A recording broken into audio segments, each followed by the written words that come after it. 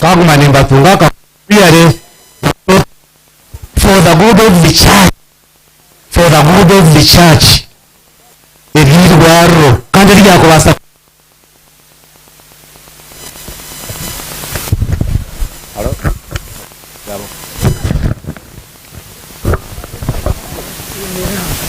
Hello? Enigo.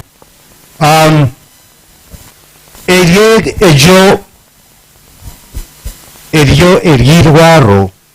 likabaliriza kuzaho abw'abantu ba Rutoto bakuristayo ba Rutoto kubayamba hajira akasenta karugamu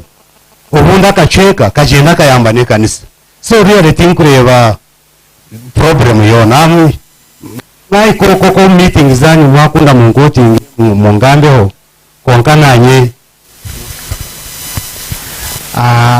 abantu ba Rutoto mwena tubashemererwa kandi tubasima kwemerera nitwe during this time omu busasi kandi tongera kubasima kwemerera nitwe ka family tubasima nabyo ne mutukorire kandi muteyongera kushabangu mugume nitwe tugume tukwatanza hamwe kubagambiraho ka story kacyari muzeyi ze akana akunda munonga music ya reggae akana akunda Lucky Dube so obuna benshi muto nkaturaho nawe turi babiri kumara nkamezi nkabiri so buri kasheshe akataho radio yeye ataho music yeye ungano nkanchi ry'umwana yonka nkoro kuzina chonka amagezi nkanta kagafunire konka kunafunira amagezi kagaruka yonka huruze byeshongoro byabe abana natekaho narango akana agezaho kunyegesa kubanga ebishongoro bya Lucky Dube byinji mu bugamba kukundana koragana sasirana no kuba n'emitima birungi no kwendeza abantu kandi abarya mwena muri abajuzi ze abaye nakunda abantu nabendeza nabakorera kandi nagizaho ngo mube hamwe kubanga akarabaye n'ekigambo cyo kugira ngo yanakore kintu takutaho ngo nyowe nataho ngo itwe so nanisha bangu tugumizemo nanone kigambo cya itwe kubanga twaguma kurembeza nyowe ebyasigire yateko mu nkora nubasa kuturema twe so mukurembeza ikigambo cya kiyeho ibigambo bice byo nanisha bakongera kubasima kongerera ari mukuru wanje byagamba kwatagara n'abakuru becyanga tukaguma tukoraga nama nabwo cyo nanisha ba mweba arabice akantu kace kinanayobwa ko kugira ngo amuzeyo buyarugwa haza umuka akakiraho abantu babinje bakaba kumutayayira akiriho so eka ikigwiri ubu yafa tikumanyisa ngo mwarekeraho baba benga yomuka mwafana kire mumije nito hato bebe abaho twaza guma tufunobwire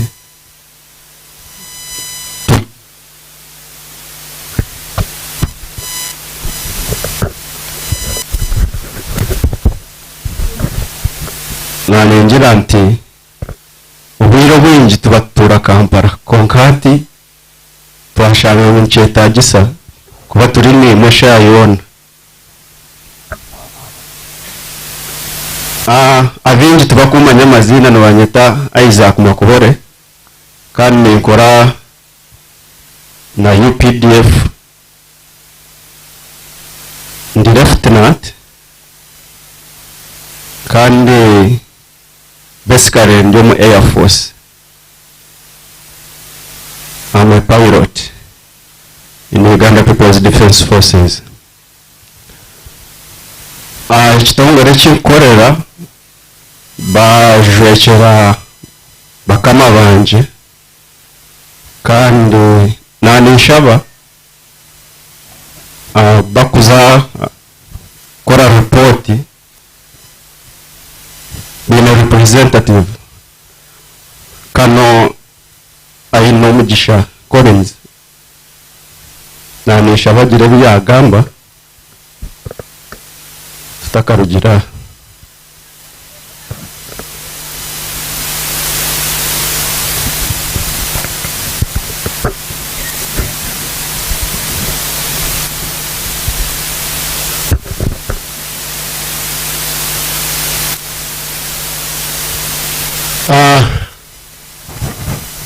abakuru ba government abembezi b'amadini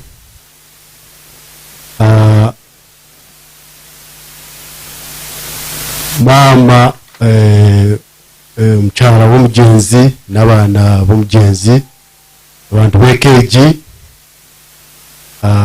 abiza kwatiraho ekeji okushendekereza umugenzi abami n'abachara ombitiwa byanyu. Amazina ganje ndi Lieutenant Colonel Colin Ainomicha, PSC Uganda Deputy Commander Nakasongola Air Force Wing, Head Instructor Sukhoi 30 Mk2 aircraft. It's a jet fighter. Ninyi ndukozesa nka Lieutenant Isaac Makobore nka kamanda weyu wa kutandikiraho kandi ondijo ni Major James Omara kamanda wendijo wakushyikiraho nitwe babira bakushyikiraho yanaza kore mirimo yeye. Irizo turyaha na batahi bita bandi abakorana Isaac baryaho mutenti nani bashaba mwemereye muhubira abantu babarebeho nibaba basigazi imirimo Isaac arukorana babona bagikora twatujire kumushendekereza no kubagumya nkekeje yaferwa nyineka. Irizo tutuja kurira tutuja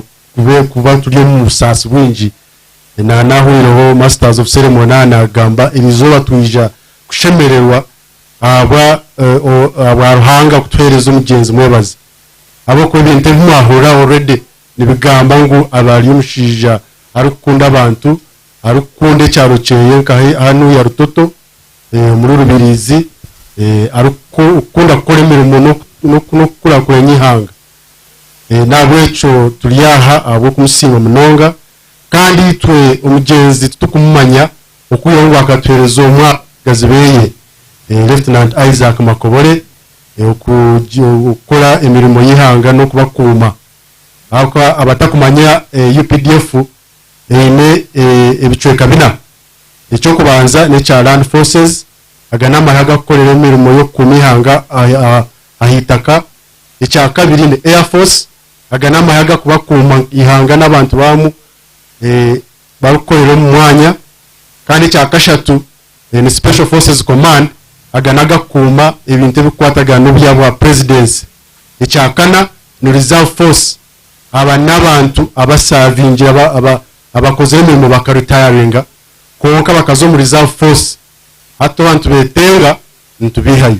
So hati nyewe Major James Lieutenant Isaac n'abamwara abona turi amahe agakubakuma umwanya.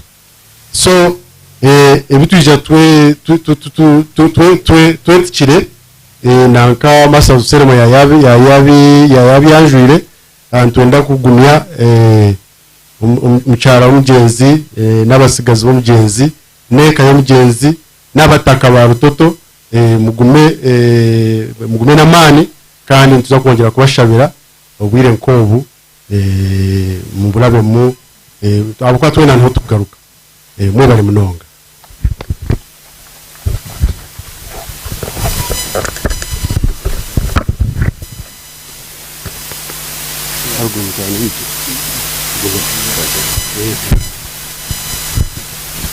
sona nebyo bakama banje bagamba nanisha ba kazindaro kagaweze master of ceremony ngereyo namo mabare muno. Okay, mwere speech y'abana b'umugenzi munchirize ntwara akagishaka twakire mwena ababasa kwijaha okweso mukoro gwo kitiyunsa twine group y'abantu abaruga Kampala tenti yabo naho twabakira kandi mwe bare kwija twine group y'abawuwa tenti yabiri yaho mwe bare kwija twine group y'aba politician twine tenti ya family n'abandi bono mbitinisa byanyu n'abataka mwe bare munonga ntakarugira higuru nyenda kubamanyisa ngu honorable MP witu John Aryaha Orinka twakwakira n'umugisha ogogo kugukozesa kumanya obuzaro mwami beshororo yabirakozire twakwakira Madame Kamya RDC na Kamya Sore ogwakara RDC wa Rubirizi hati Serere ogwo nkamwe n'ombururu atakabire RDC na rugamijana webere kwisha twine Chief Warden ari kuruga mweya ara ahori hona webere kwisha twine Senior Auditor wa uwa ahori hona webere kwisha twine omwami Benon Senior Warden omuwa community ahori hona twakwakira Nabira Owawa in charge of community webere kwija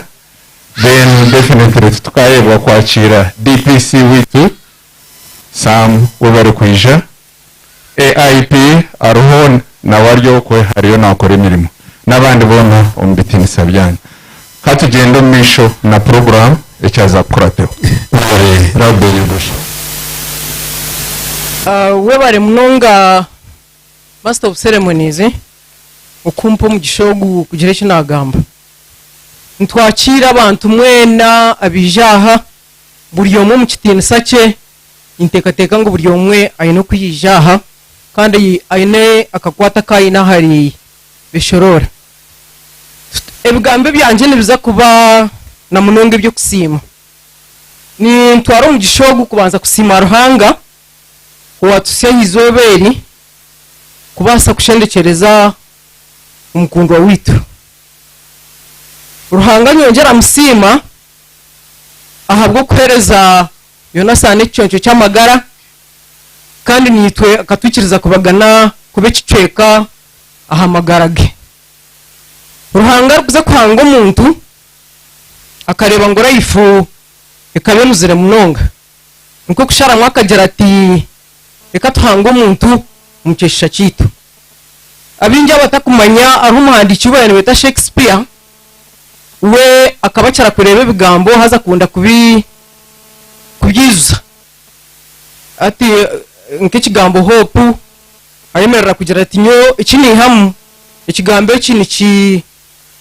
waza kukizuze ezenyu gutazona ati ni home of perfect end mbone ikigambo life nanye kunagire kukireba nareba no kuruhanga yatuhangire na namagara twe no kutumanya uganuzire ikigambo life nikimanyisa ngo ruhanga akagira ati abantu banje nabahamagara live in favor ever. Twongera tusima abataka bishekeki ababibara Kampala na nabo mwanya ogu ahabwo kutwakira kandi mukatuhumuriza. Sima ekanisa na namadina gandi ahabwo kongera kuri semitima yitu no kutuhumuriza. Sima banywani bitu abaryaha bakwe bitu abasanzire n'abari kutukozesa nko kumwareba ba employers ba Isaac twena twina bakutukozesa ntwenda kubasima ukwija kuba ikicweka aharyebe mwahurira buri muntu okuyanagamba ahari Jonathan nawe nyo kamwetera umukiga twahereze twamweta cyakayinja twamweta all sorts of names. We loved him so much. Konka kubagamba ngo buri muntu weno ryaha aina kakwate kayineho. Jonathan ogo umukore omumbene mureba abantu abinja batakumanya habira ine kigambe cyo kweto buntu kandi nikirizangana n'umuhandi cyomwe wagize turuhanga kampo buntu obuntu bwampe bintu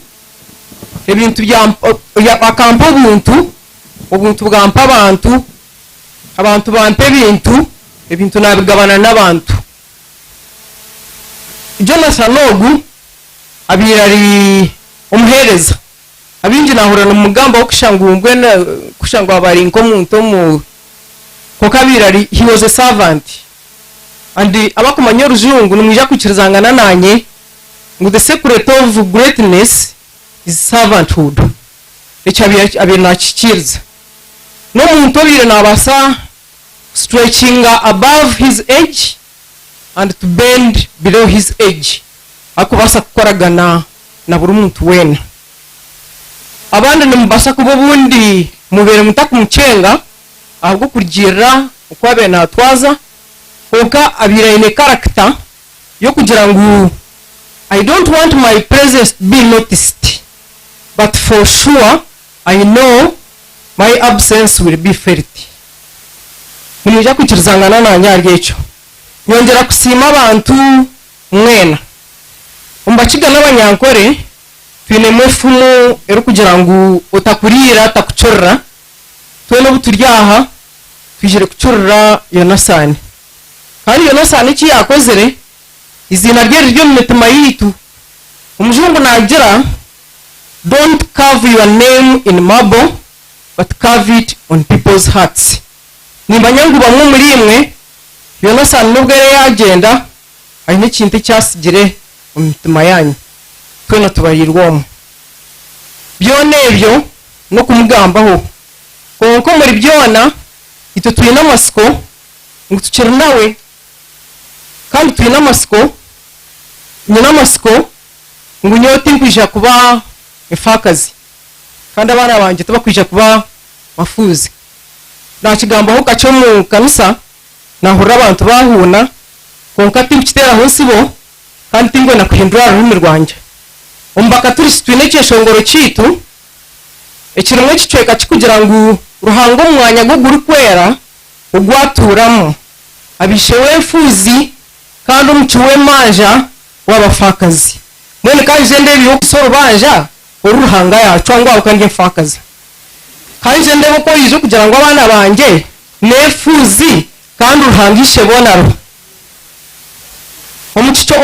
omucyashongore harimo ikindi kicweka kikugira ngo uruhanga ahamaka gatini fona ruguru nabohorore mbohe ngo zitunge birungi kandi ndebo ko rakingo rwigi nyo n'abana banje tutukuza kutunge birungi. Ninyenda kongera nkasima bataka kongo mbatakomu harimo abinkwija kusima mu akenja uru ninyenda kusima umwamere dada yebaye dada yebare ni muramu wanje konka no mwana batabana banje abakobwa no mwana w'unana abise nkogeza nkajanjaba nkajweka nkaraguruza byo naruhanga nabimanya mbwe ntwenda kusima kugira ngo orongorire mwenesho no mbasa ko bamwe mube mwene mu ubundi butikirizangana bwanyu konka no mangwe nyine mwe nzirwana zikorekane byina nyo ndiyo munyankore konka kashorwa bakiga umwe nyimba ningama mukora kiga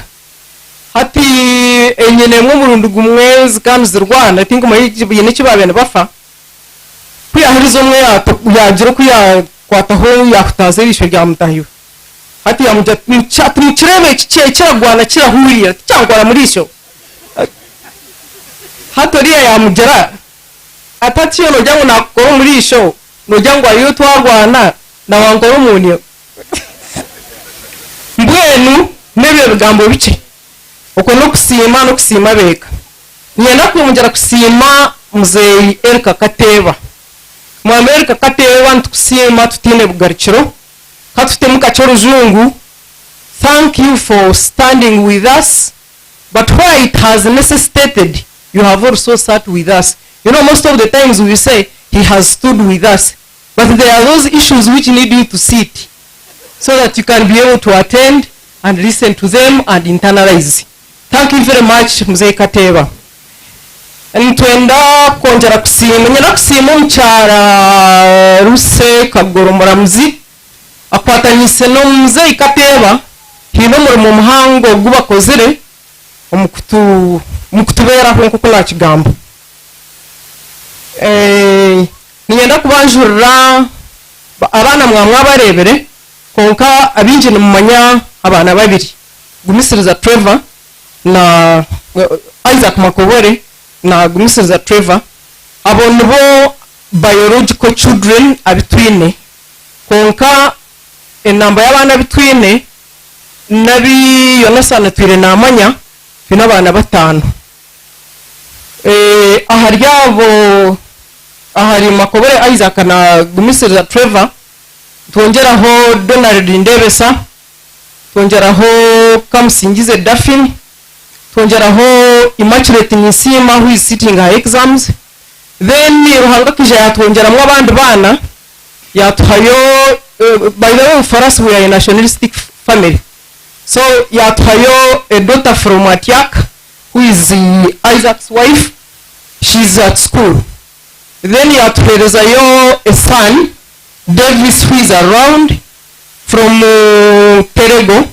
Arua, who is a husband to Daphne Kamusingize. So you can see we are nationalistic.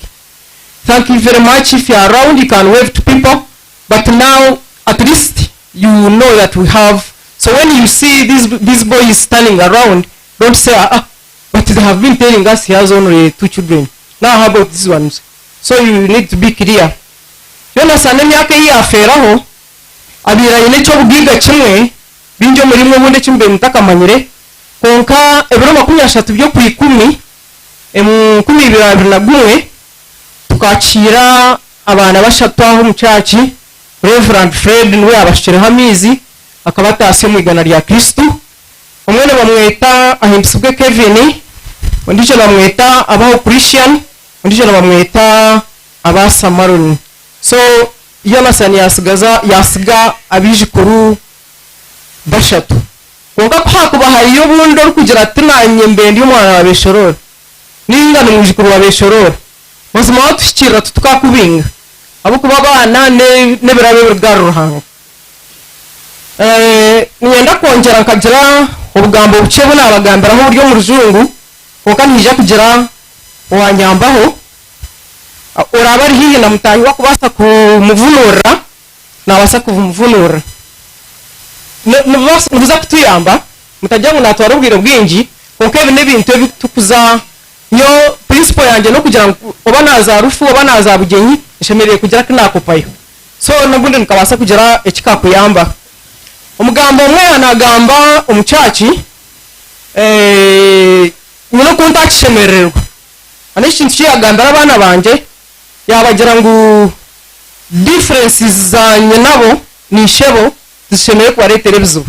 tindi kumanya owamuzengwisheho na nyina bagira differences no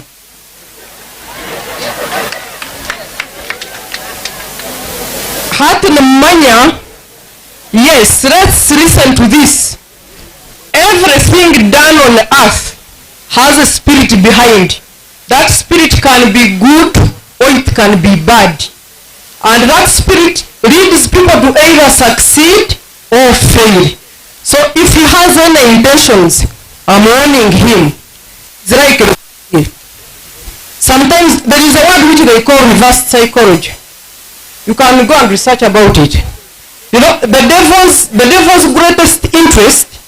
is to kill people's identity and morale. So that statement could have affected my children's morale and identity, but I want him to remain with it. And why? Because they have a destiny. Because God says, I will make a way for only those who are on a journey and they are going to a destiny. And twinokwikiriza tukumanya ngo ruhangana ija kuba ari nitwe, because they say faith is a winning ticket of blessings. Tuija tugirayo that what you seek must be well above the situation you are in. Then tuija tugira ngo ekindi ekikorerukayo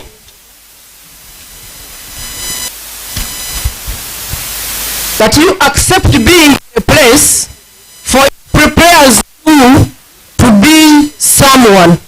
And I think those of you who have not been knowing me, you can know that I'm someone because I've been in a place and it has actually prepared me. Then we finally say that if you know, know. When you know, you know. But you must let the devil know that you know. Abebembezi b'ekanisa nimuza kwinjiriza kuhamya ebigambo byanje ebi ndikugira ebigambo ebinayetiza mbyahandikirwe na nabagize ngo ninkunda munonga Zaburi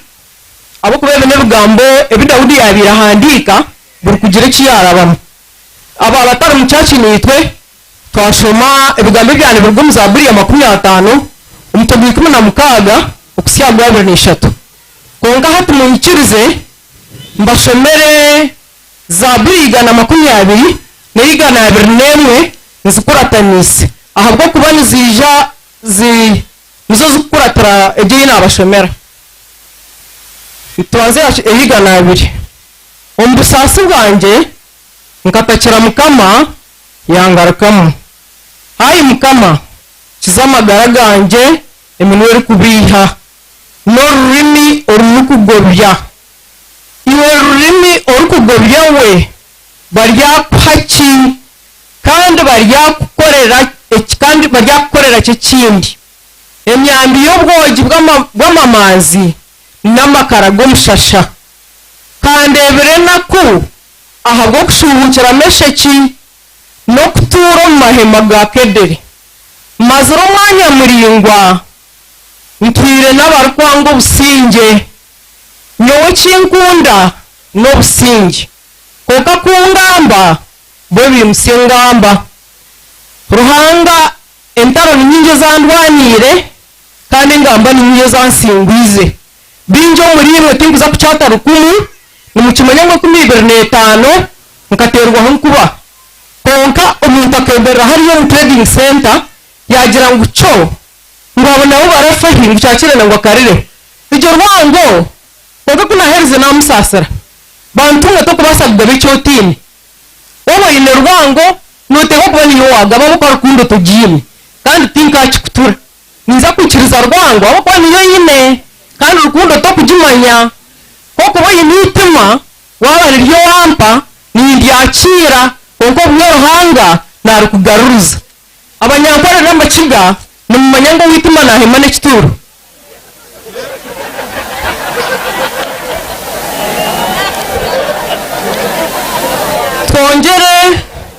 twongere tumaririze abantu mu musasire twongere tumaririze konko bino bigambe bitwegesa tuzaha Zaburi 121 nimusemisho ganje aha bibungo okwerwa kwanje kurugahi okwerwa kwanje kurugaha mukama wahangira igurnesi tarikiriza kigere cyawe kusimbuka uri kurinda tarihungira rero uri kurinda Isirayeli tarihungira n'ubu kwakuba okugwejegera mukama niwe murinzi wawe mukama niwe cyo kwesangira cyawe aha rubaju rwawe rwa buryo izuba turi kuteranya umushana n'ubu kwakuba kwezi nyekiro mukama aryakurinda kabikona niwe arinda amagara gawe mukama aryakurinda mu magenda n'amagaruka okuyahati n'ebiro byona ninyenda kubahamiza unyatu n'ubu nakufa nintekwa kuzo mwiguru because I'm a victor. I have been a victim. Abantu abinji mutuyene mujyangu tuyene differences no mwani wanje, but we are only victims of circumstances and each one of you knows. Nimuza kusasira mutajyangu nayo mbaka wakati wajana no kusasirana mukiheyo you know omuntu yayiniba ngo wota mugambire takushangira abana banje nyenda kubashaba mbugumene mwemanya abanyankore n'abakigana bajyango cyarwo buhoro nicyemanya amisho gakija n'ebifundikizo byabwo n'ebyo bice mwebare munonga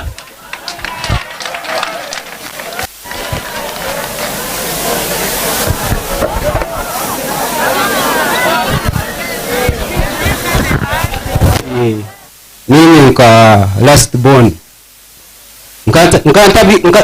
nkabiri ntaye last born konka kujangurwa hangana ko yakikunzire hati ninye ndi nka last born wa bawe mubazi niza gamba short history yo kurwara kwa mubazi akabanza kuntere simu ebuka 20 ya December atakantere simu akayantere hibiri kumukikumi nkabiri kikumi byo kwikumi nebera kumbuza ati no kuje mu Christmas atakayine kwenda tugambaho tugira urukiko rwekika na mujyanti kumanya ntawe kuba turyombuye bwo kwandika reports it is a peak season konka kuburake ondoka 20 narangu nimbasa kwija nza kutera kampendere cyo necho mukamati yakibasa ngo urukiko rwekika rubeho cyahendera ondo 20 yanterese muyambuza turi Kampala ntahanti ndio mufidi ati ndi Kampala ati nimplanta ko hurraje ati ninja kuraguza ntente ntigumiza muje tikunda garike Kampala niza kuterese kwechere Kampala nambuza nkabanza ntorwire kiyangira ati umushaya ni problem sekontero umushaya yo kutera no munyindo nindana ntabyamire atkane risho duhumire tiya kutiri kureba yaza Kampala yareba bashawo bona abakukiza yamani nisho yaza there is an eye hospital called Dr. Gwara. It is one of the best hospitals in Kampala nanyukani risho ne haba nshemeries yazayo bamucekinga nisho bagacebera bashange risho ritine urumere bona konkari takorachi rimeze ritakureba ati ukabwa chutakuza Dr. Harati it is one of the best hospitals nuko yanze ati nomanya ati nabwoko ati konkari no wajya mu Dr. Harati je shaha akaronda motoka ya special yarara na agenda ya zaro haro kuya ikireba amaruza ati zinduzimwe yagaruka Kampala ati mbye bagaruka bakangambira konka ko bonza munaraguza bije bamugira ngo you have something like nkaka hero munyindo bamujyango ko takakatempa nako but what we advise you banzoze Uganda Cancer Institute Murago babanze bakucheckinge barebe abo kuba it is cancerous nubasa kushangura ineki uyine cancer yaza Murago yareba one of the best called Dr. Kuko. He has been one of his doctors. Kuwa mchewire indeed bashanga ine cancer. Dr. Kuku yamubuza ati where have you been all this long, because stage yabera ariho bagire kugikwata ikayayikire hari kandi ntakahindiraho nanyenda kubasha bantumwe abarya abine ko basya at least buri mwaka ugumucebeze kanse at least once in a year bagikwatira hari oyege mu stage 1 nangona stage 2 takayikire hari nibo basa kutambira kiri kansa nyingi abo kansa z'amabere ati kansa bayiza wetacu ngo gira kansa nere twabona hati hado kubanke je iba shangira umurimo baziba kweta nozo kansa. It is not common. It was my first time kujihura kubaje mushangira mu batandika kumuteka acho bakweta chemotherapy yatandika chemotherapy konkowe ataka tanishiri yatandika chemotherapy ati wawe njire nkarugo ko nabire nikamubona konko kuza kumbona wena kaya ahwiremo ari wiki no kujya kata kujya omabijya bitanaka nona akozere kinateka injirova kagira nto kuzakora kintu not manage abo natandika kumutwaro mu ruwaro kuko nabwo mbona like 2 days after akayije kintu kimukwata chikwenda ngo kumukanura kimukwatira nkaha akwata nkoko mugongo ohura nataka nko mwana mubuza ntumirazo waba it actually tsikazi nkashamwenda nkamereze nkebiro nkabibiri mubwene ntumirazo wabaki ati nimpure kintu chikwenda nkoko nkanura nkoko mu ndantu atakata kankabura najuro rwoba iryizoba nibwe kabaganda yabe yantera ngo nanga kuja kumureba kandi hikukomuka namjyantu kabaganda tuko mushinja yaba kubi ntirauka tumiruse tumutwaro mu waro abo kuba yewe nabenyine nkanta kubasa no kumuvuga kabaganda yayikaho twamukwata nawe motoka kana ajivuga ngo birwera rabo kuba nyishika n'aba ababiri bavuga motoka bakamujuma no kumujuma abajya tumira kanini no murwira atizana emergency case twamurusa twamutwara murago ekirungi cyamurago ko abiro mu sayoti abashaho bakaba responsive bamukoraho bamuhe kwetagisa bamuteka amezi bamutekamo imbazi yona kuba imutiremo hawuke shanki ibiri yagaruka yabaje batujyangwa ati yabaje umugaruzo muka twamugaruzo muka kwenka ku rwogwe conditions ze yagumana koraki na injera okuvurwa amani twagumana tumututo akemasarape twatuzayo ezo rwa kabiri ningo rwa kanani ngo yabirashime kuba nareboha Dr. Kuku kubera mpeka muke muserape hawo ke bonka bibiri agarika ba wiki bagira mu effect yo mbazi ushangate ni kuyabera ba wiki ba nkanyine contacts za ba doctor achiba wiki bagira ngo mutware nka mu emergency murusa umutwaro mu emergency bamukoraho umaka tararayo ningo mwamani garema ararayo mu rugabo mukashisha obwire kugwageze nibuha atakagira kekintu kikakije mwe kimukwata ureba yagira atari ahari nk'icani kunkora na shasha imepene kunkatagamba hati kuchabe kimukwata nara yaba wiki mutwaro mu rwaro bagire bamutamu kukana bibikani ngira bitakora ki tari byo just kumustabilizing bagira ngo yabaje mugaruzo muka okwa kashatu ko I think atatandika kuba kubi anjira tkonke dai no manyate actually hawe wina kajate dai no manyate ati ninde batinchira ati nyendo garuzo mucha na mujanta mucha togaruka churofero no rwaro ati kuko akashatu towaduzo ko akashatu kukuha obuya erisho kujya hereza after some time rya rugayo yatandika kureba kuko kamera ari kureba kunka ritine site so chikachire kawo chiri ukechishani umurisho atakaye nerisho rimwe so amaherugo kokwa okutandika kokwakana aje abakubi aba wiki kwa wiki munonga mutwaro mu rwarro kumutwaro mu rwarro bamucengera agarika bamu after 1 week agarika abakubi ataka bire kubi nka mid April ati muri shogi abire mereba nayo yaruzinga site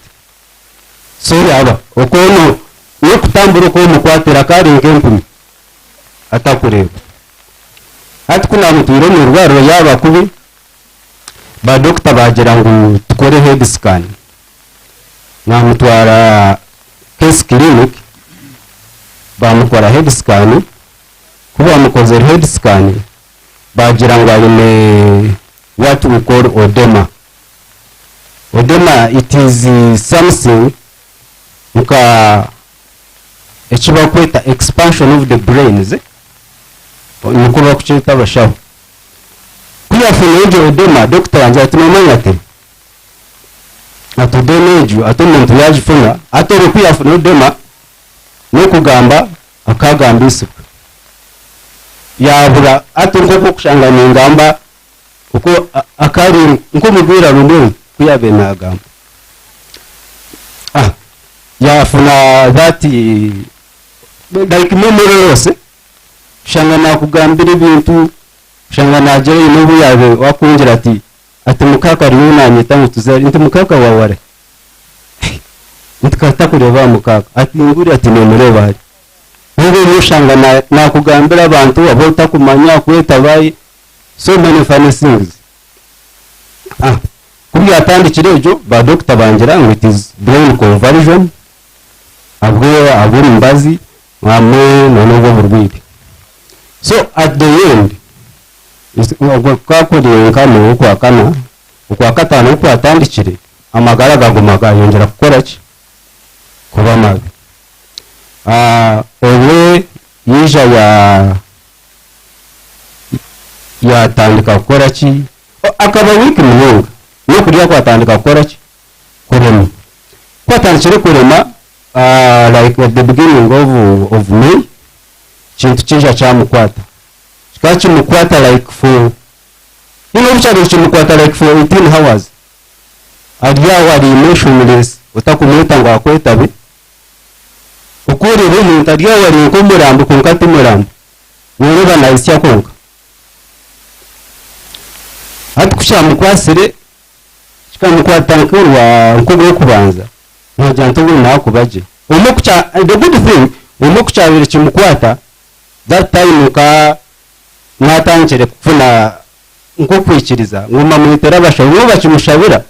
urayagaruka mu yabaje so now adopting that option kugira ngo nafuna kanshasi nafuna mushabi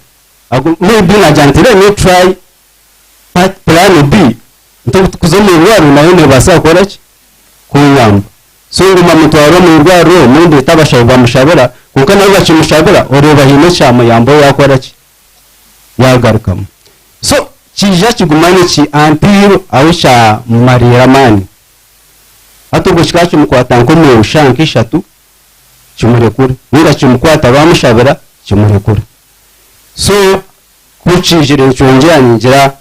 yatandika kuhamani mushabe kimukwata nka 18 hours kishanki 10 kimukwata ryaho agumayo ari nke cyana ryaho kumus urusindiko to no shokusindika nk'iki atakwita ngo kureba naisya so ubwana rero bucamukwasire muri samutwaro mu rwaro kumuso mu rwaro actually kutwakoze head scan naronda wano it is Mr. Wandera are you around?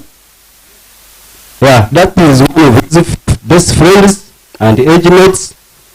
Yambo's a reason season we have. Let us go to the doctor as it to interpret injury. Doctor Kula as it to interpret injury. Do you know what that is? I tell the result see. Because there is a time Mobutu take kumutwara India. Kunka yaja tell the result says babaha. Atumtaka ituganisa no muri kumutwara nkai at India. But that is the time cancer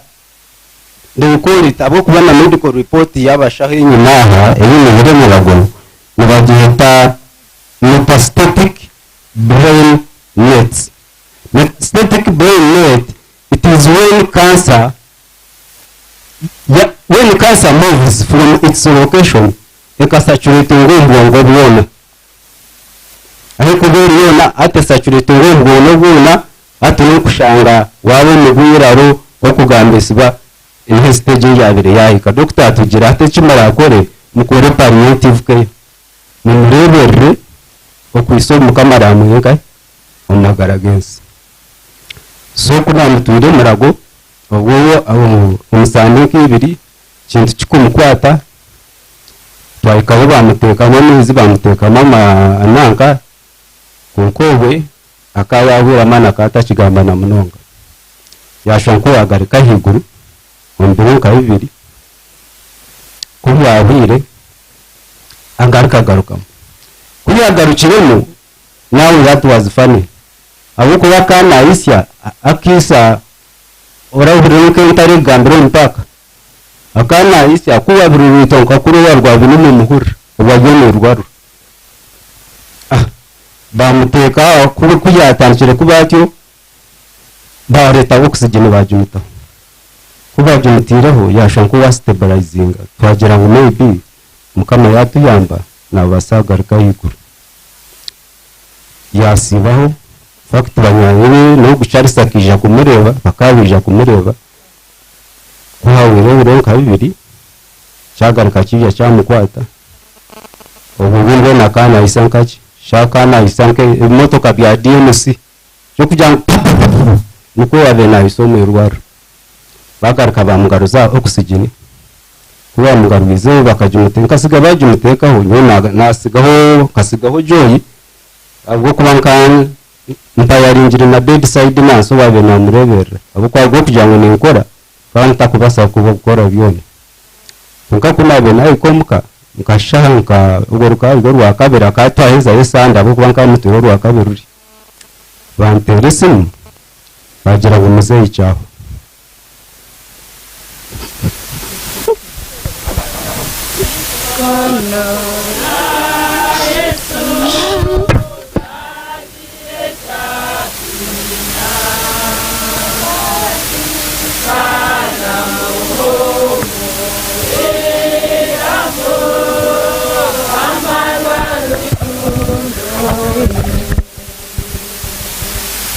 so na nebyo nuko magaraga mu bazago kunkanye nsima mukama kugira ngo nini mu rwise kandi akafewe mu yandi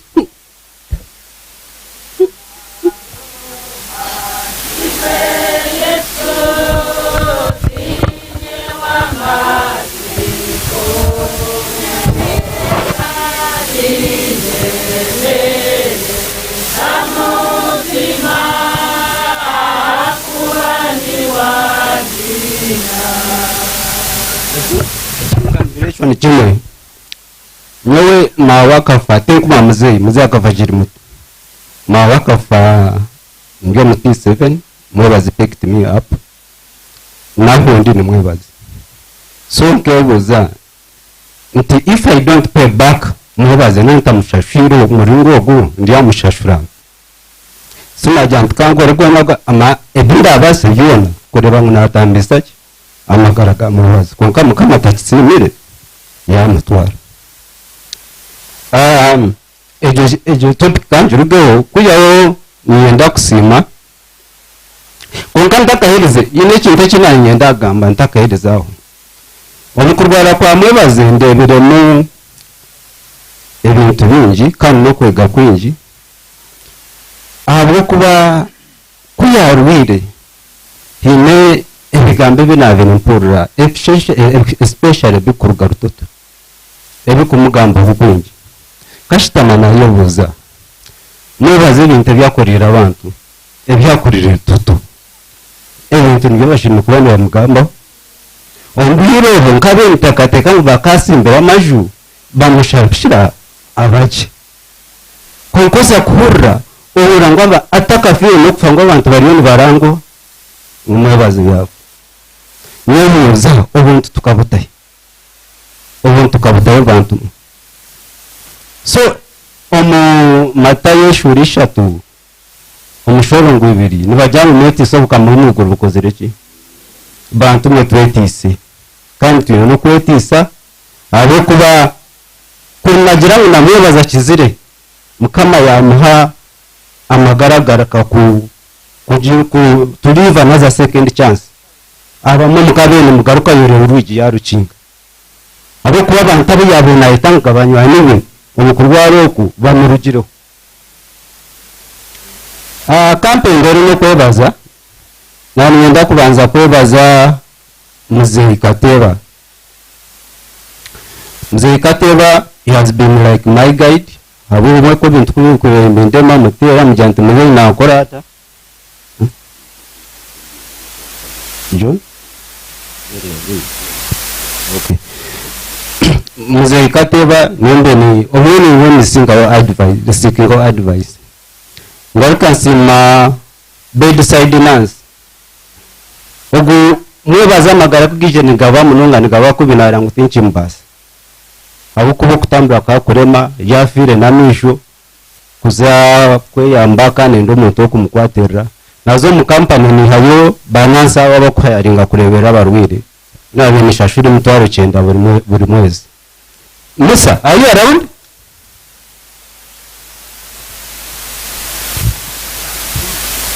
Musa, yeah, that is the gentleman who was on Mwebaze's bedside before he passed away. Nunda kusima peni zamisho Mwebaze wumbe ni kuyinjire na rongo ndijo mucyo kubana intura nawe kujo kuba ntari ho abo kwa nyine nshira kutambura munene kuzo field obona murebera peni. You around? I think that one is not around. Then sima Kabagambe Rauben. Kabagambe Rauben is the only person who has shown this is a gentleman.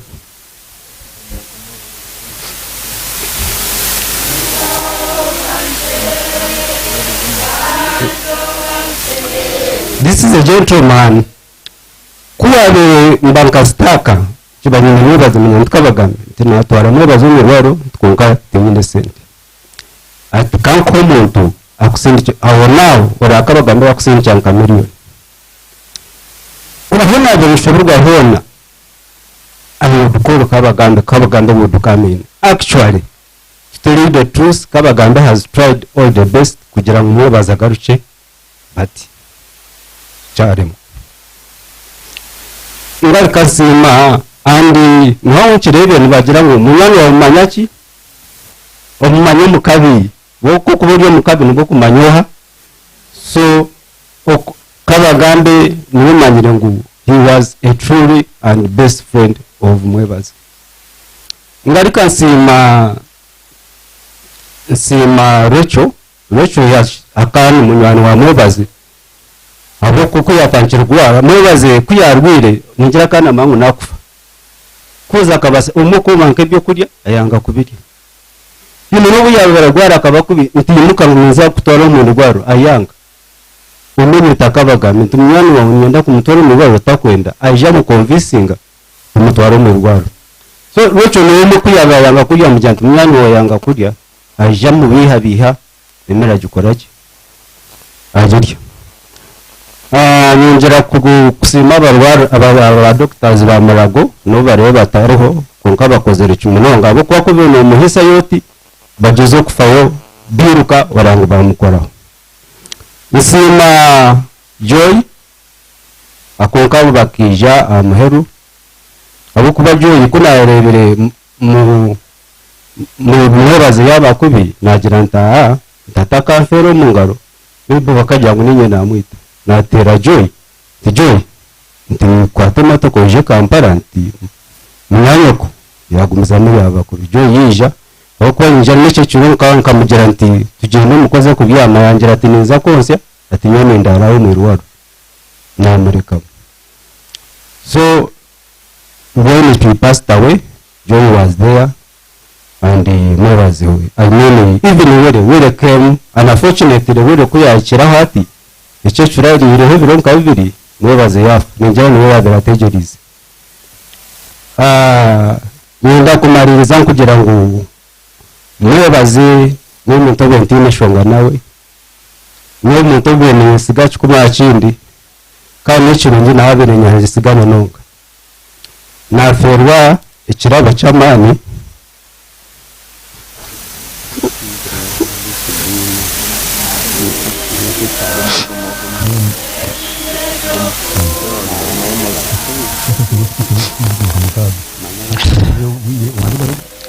naferwa ikirabo cy'amani kandi kumanya ngo nijagaruka kufunekera bo mu nzege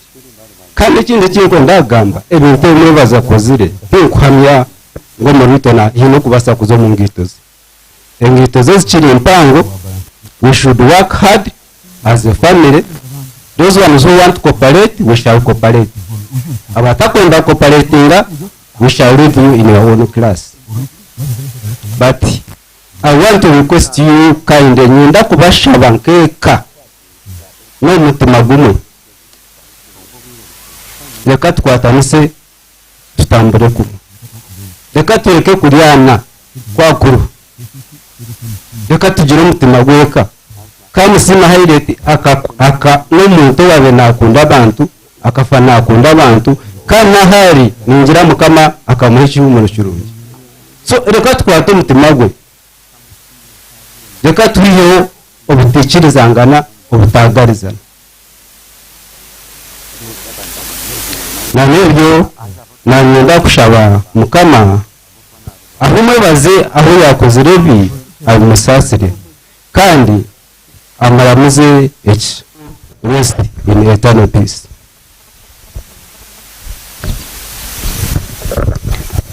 Eldadi kugamba mukuru wawe ndetse archdiaconare nashushe na family ejeji kandi yazitsa ku mitwaro 10 kandi zasayingwa biriho banikana ni Sylvester Muhirwe UPDF Ruhirizi Comrades bashasha na family kandi bahereza M3 3 na kanana David Katare Foundation kandi kitongore ekijiro hobusya kandi kiyamba abantu cyasha na family ji kandi cyahereza imitwaro mushansho kamucisha personal lawyer we umugenzi nabera bushenyi nawe ashasha na family Rubizi FM igana mwaka 5 yashana family ji kandi yahereza imitwaro 20 zo kuyamba umuguzika Timothy Ntamuhira nawe yashasha na family guno mutabani wa Honorable Ntamuhira ya M3 10 Navare Islamic Primary School yashana family ji bahereza imitwaro 10 kandi zasayiningwa musukifaziri kacha person umuzigiti. I'm sorry for coming back on the phone when my time was over. Konka yumaku na yebayo na yewa kusima Charles and Wandela. These are his age mates. Kanda wabintu bija kumuchecking oburisha kandi bakampa advice. Then Rutoto community abakutura Kampala nimwe bari munonga especially omujasi kwa fire afande kwa fire niwe bijire bakakora ka meeting tukageraho ka vigil kureba ngo twakiriyaringa everything including A+ because all these costs for Kampala were cleared by that team. Thank you so much. Engineer Honorable Ntamuhira nawe ninyenda kusima munonga abokuba nabaka tushangaho weno omujaso buyabire abyara stawa kusiburensi kuko ko yakiriyo cya surprising le yamweta kuya mwese niwe aratagamba akamuhura yimusamwe mutwe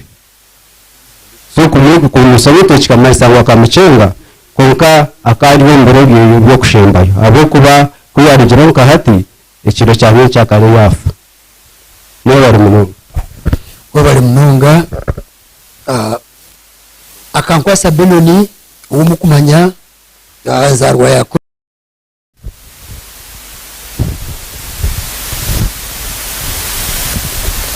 kandi ubwo niho hareba Muhammad Katoto member of parliament abagatewa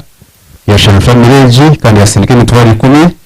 inzona izishoma twatwaziye basekretary rero tabani ishoma mujye mushana tushome papa byoka kandi sente gatango zitwiriza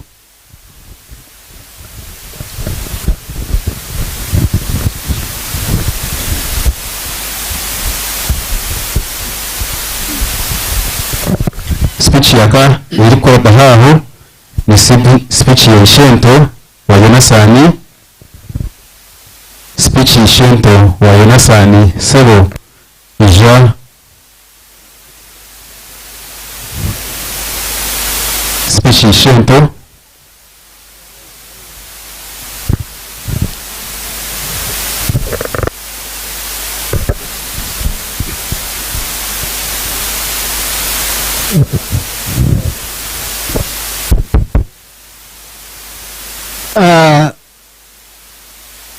amazina ganjye ndi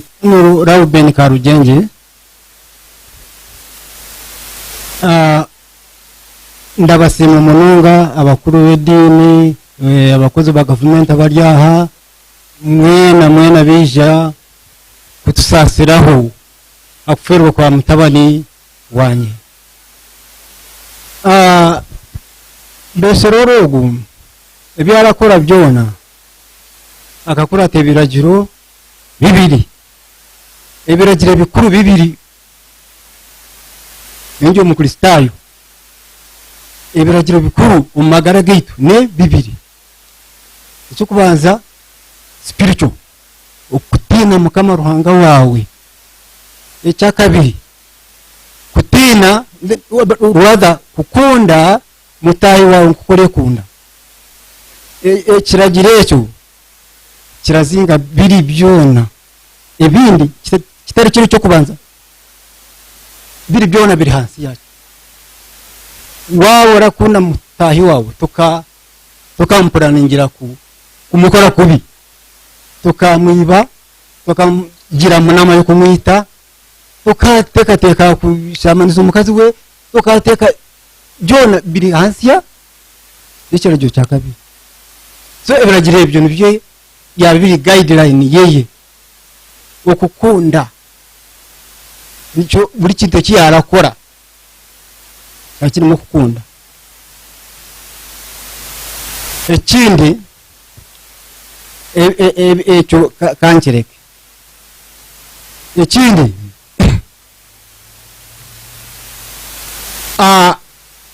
waba utaryo muyi utarateka mu kwiba uratekwa ukore namani ugire itungo utagizire itungo kora rugo magara gensi rwanga yakweta rora abantu batane kukuza accountability yamagaraga ugobero ryo munsi nguyakozire ki ngubisa karakora ki angwa karokora umuntu nguyasiga kimweno angwe yasiga abana bashomire yamba abantu for example kamwebaze yarashomisa abana bingi abakwata mukono abatine kiyamba na ijo hoyijira akahara kakata kamazire kosi yako karashoma nasingi yisibwe mbabazi bakakijano n'abashomesa bako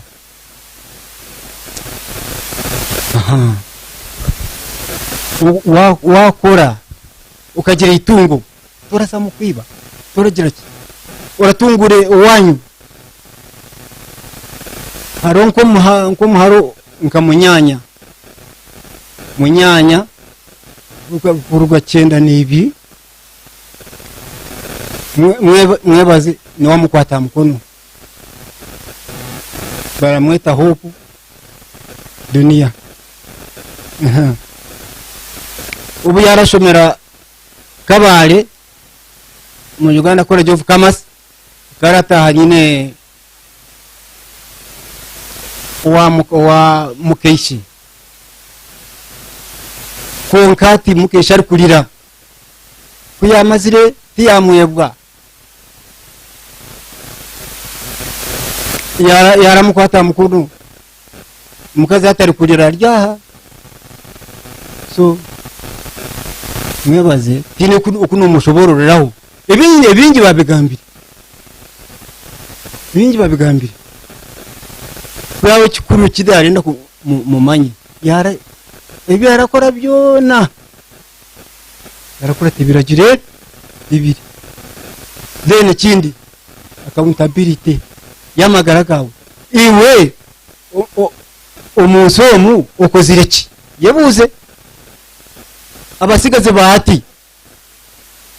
tibarenda gukora baratakinga abazeire babiye hitaka baritunda bagweza boda tini kira kuhe boda teragura kibira ngo kikuye nabusha ejo itaka ryo rakuza niyo hingira ukakora namani likakuye tena boda yes they are doing the reverse way nabwecho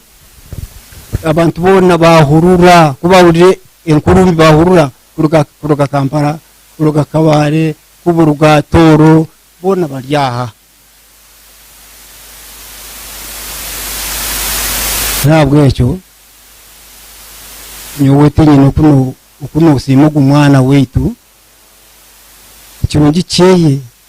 akakura to kwabura kwa nyina wabo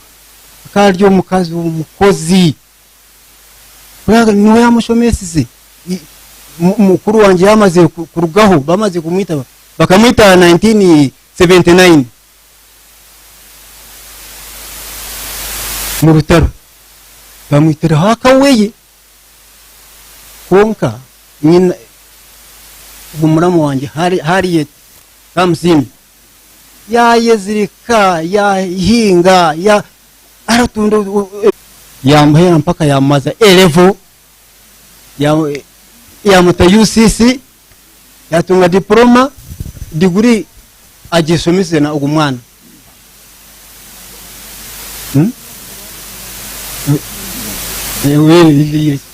amkonkludi nabo bino kushasha kwingi kurenga ugumwana witi yaturugaho ekindi takayibigwe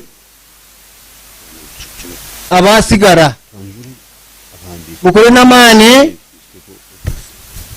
mutungure ventures za mwebaze mwamure naho aho muri kurungi mutungure project zeye zigumizemo mutazitera mutwe mu Ruswahili twe turakweto kusambaza mutakazi sambaza instead muzikuze ureba abanakani abajungu narabahindi companies zo ure za madivani baka mu Afrika uraba mureko project zeye thank you very much wabari muzehi kandi ogonyishe ndobeshorora ishahoji mukize mbanje wabahandiki abo family yikiza ngo ekwata amazika twine Magezi Geoffrey yimuka abantu bakurebe abamwastama niho Magezi Geoffrey abahandiki mutafitamba tamburumu abantu abarebe abo kwa mwabanga baziki kandi mwashirika twine Kamwesiga Francis good tambura twine akampura Emily good twine Masco Faibi hori yimuka utambatamuremu twine nahereza Onesimus na Elizabeth abo no bahandiki abafamily kondo simi yabasigiyeyo twine twaga family yaze mutwa 20 tizini babazire bese meseraji imitwali 10 tizini babazire Businji Memorial Primary School imitwara 3 tibazimpa babazire utoto bacha twatanise amatwara abiri izina abazihire kacucubera nyanji umutwaro utingwire nabo baguhire Betty Mbabazi former member of parliament agwacara umudisi wa Rubizi imitwaro 10 agiye demu na hitinjine nije mwabaje muhire mwene shaji munchize barunjimwe tumuse office ya Auditor General kandi yari kozesa edadi bari yakugenda speed wishe batuhe ibigambo byabo rero tugumize office ya Auditor General kandi uribembire ibigambo ebyo meanwhile baroni bija bakamzindaro ndetse secondary school ya Shashana family kandi yaherezayo amazika g'Imitwaro 10.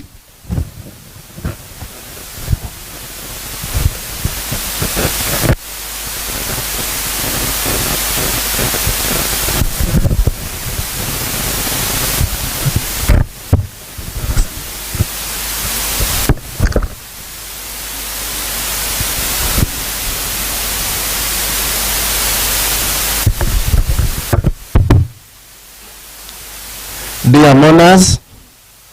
the church, and all protocol observed, I'm called Leonard Kerezia. We are here to represent Auditor General and the entire office where Eridad Ayevare works. Dear Eridad, the Auditor General had sad news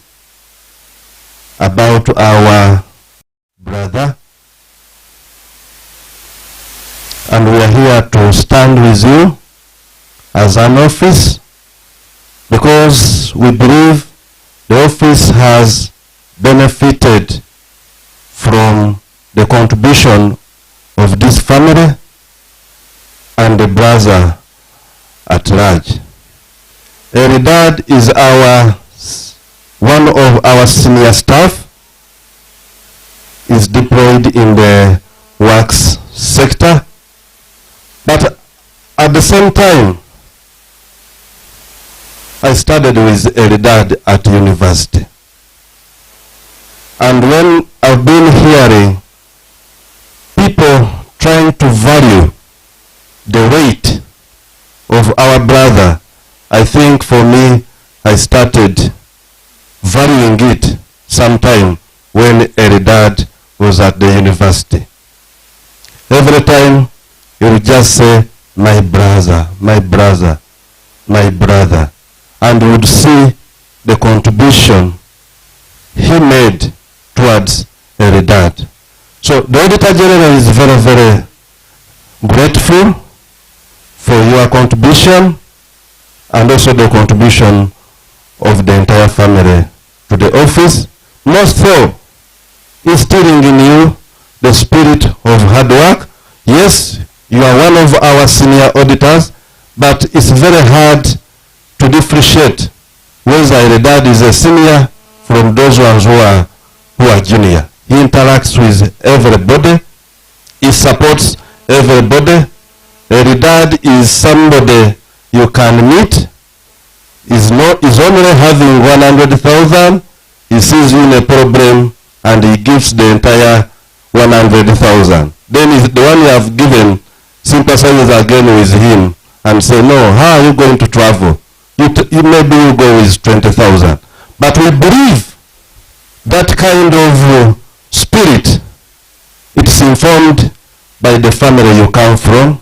the church you go to, and the people around you. So we value so much our contribution of our dear brother. Of course, to you, Eridad, of course, when I meet you, I normally say Muko, and we normally chat and say existence is resistance. We have to stand with you. You have to stay strong. You have to exist, but in existing, you have to resist all the challenges. Of course, as I had already mentioned, the contribution of our late brother. You cannot weigh the weight of a mvure tree, not until it is cut down. Now we have listened how heavy our brother was. We urge you to step in, to be courageous. You have learned a lot from him, and see how you exist as a family, and you go ahead. I would request, you have moved of course with your colleague, the people you work with. We know the challenges you have been going through. Sometimes I would sympathize whether Eldad is not going to be knocked on the road. Since December,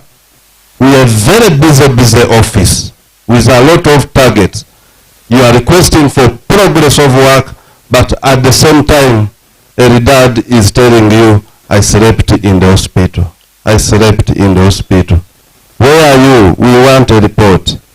I slept in the hospital, but I'm coming. But of course, dear colleagues, Eldad has been very appreciative for standing in where he is not able. Most especially your supervisor, Kivirige, who supervises works sector. He has been so instrumental, and your colleagues, to ensure that really they give you that social support. Last time I met you, I think it was last week, the other week, when I was telling you, how is the brother? And he was telling me, now there is work, audit is at the highest point. I'm planning to get a bedside nurse. But still, your colleagues were saying, no, we shall always support you where you are. So they are here again to say that it's not the end. They are going to stand with you and move together. For that matter, Eldad, I request you to come,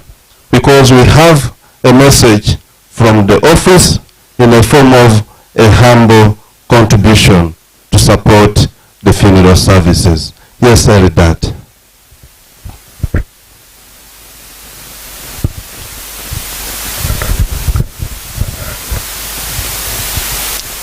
Of course, Eldad, you are our dear brother.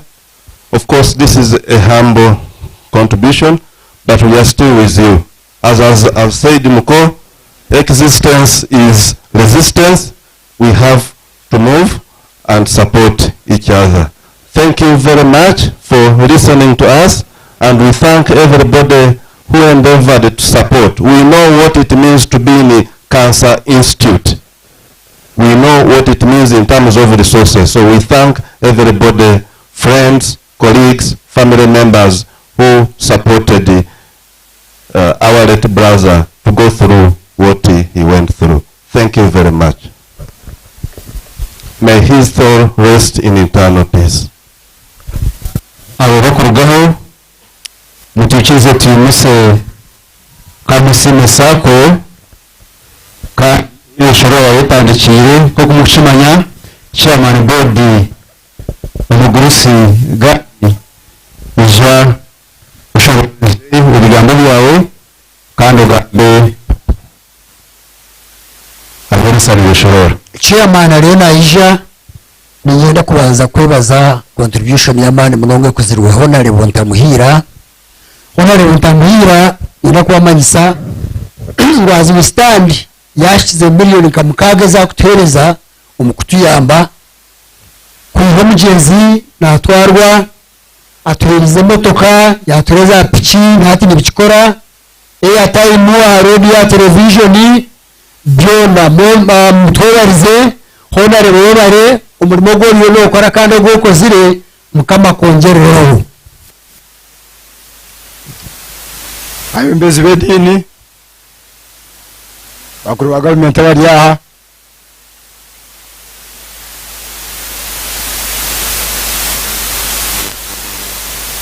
buri muntu mushitinyisa cye abaziki bagenzi bitu. Amazina ganje na Maragade yakatangiye kugamba niza kubanza n'abajura akakikwa kunkora nako pine ako board era abantu mwenda konka ninja mwiti bariho twine supervisory board,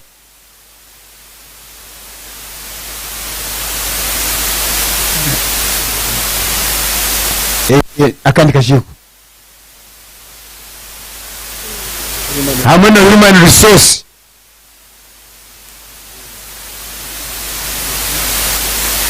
Tinkumanya abakozi kantari kubareba abari kutukorera manager ari konka twine manager, he is supposed to be here because after my speech he will speak. Twine abakozi turi board konka twine abakozi manager Jean nabo likora nabo niyo ngo abantu babarebe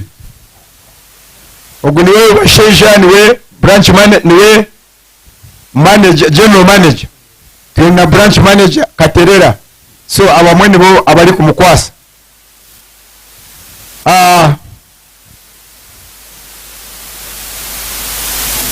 Elizoba nizo baryo busasi kuka kandi nizo baryo businguzi abo kubera izoba twizeni tureba ebijuma by'omukozi, ebijuma by'omunyabwenge okorire ekyaro yona sani niza kumugambaho netuwe aho kuba nimumanya omubwana ye jakumi ya 19 kandi hamwe omushani katu ekibanja cyabo hagati yitwaro omuntu omwe, so nkashanga ry'omwana niyo nkabandi mukuru stilo yanga akabaine nk'emyaka nk'eshatu nari ebiri nesicweka konka akaba natambura, so no kusoma kweye ninkumanya ari kushomera rutoto primary school, so nimumanya omukyaro ndiyo mumba abandize kushoma rutota abandi kushoma twaturi abana bashata bamaze kumara siyo sachi kumanisa ameshora kare yashimire amuhinzi menta abo kubanka abandi hii nawe akabana ambuza what to do, so nimumanya akabatura ikozi nanye ebintu ebyakozire futse mu kurebebi community work niye natangire community work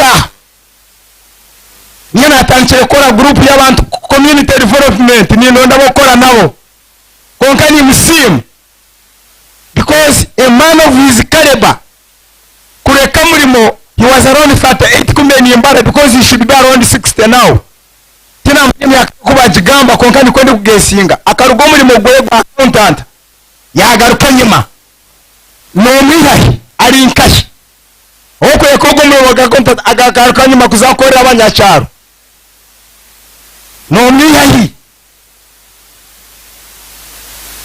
Now just ya development ya mwebaze it's like this nawe nkabandi nitachi nawe kabani nkora Kampala akabari Foros kabani nkora n'umwami Kayemba Haji ndi kumanaging ebibira so mills naganira nawe namugambira ntazo bibira ari musente akwa twantugura compartments charembo ndezi tukurugamu, so niye namukundize kubyara ebibira, so aje tuna interest niye mabure abo kuba niye namuhire agomba jezi go kubyara ebibira immediately very fast around 99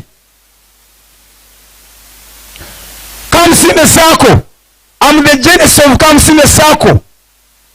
Akwa Kamsine memori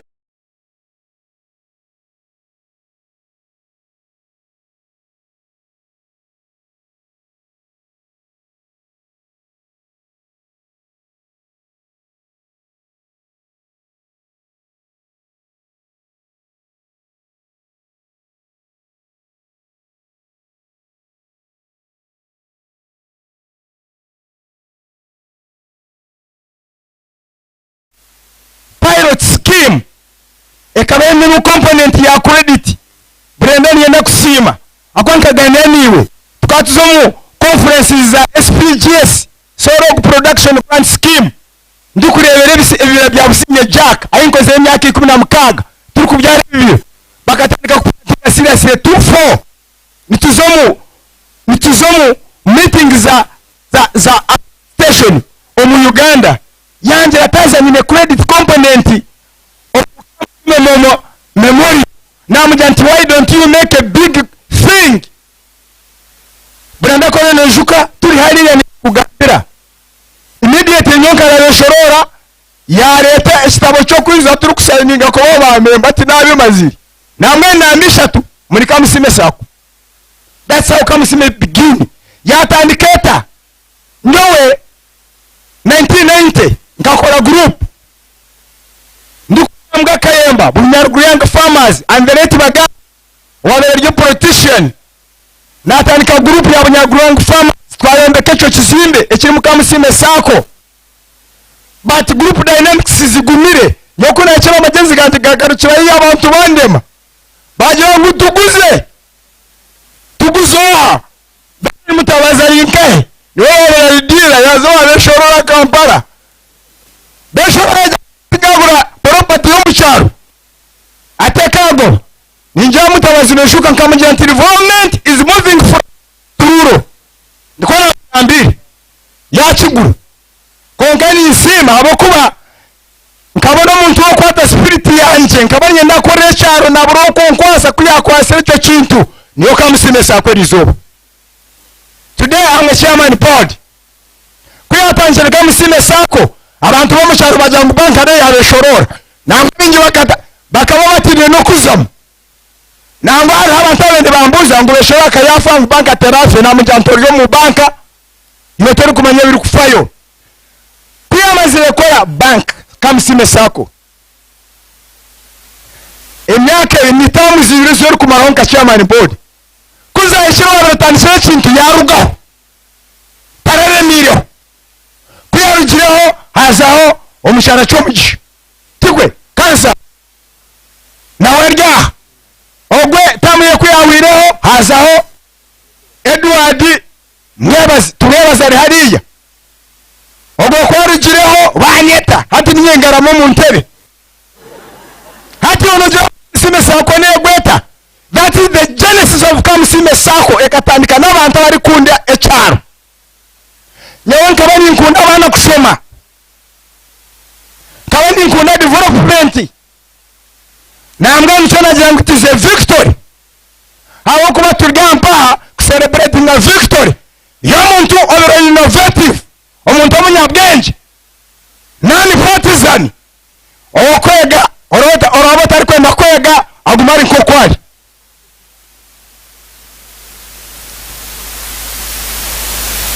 Kamusime Sako ajikori has been a patron not to unza magesi say atandikiri akomu Kamusime Sako we have the one spirit yamazima spirit yobwesigwa ito watuze okubi no tonera we speak one word na manager na team yona n'abamba kwemirimo nitugambe kigambe kimwe we are not divided we are one body and I know we shall continue moving abari kutina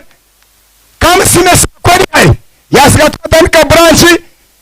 yasiga twine chapa facilitajo turyo muki banke kagura kizimbe promises ineza bank kiri cya Beshorora banke kagura he sold the property to us twine nashibira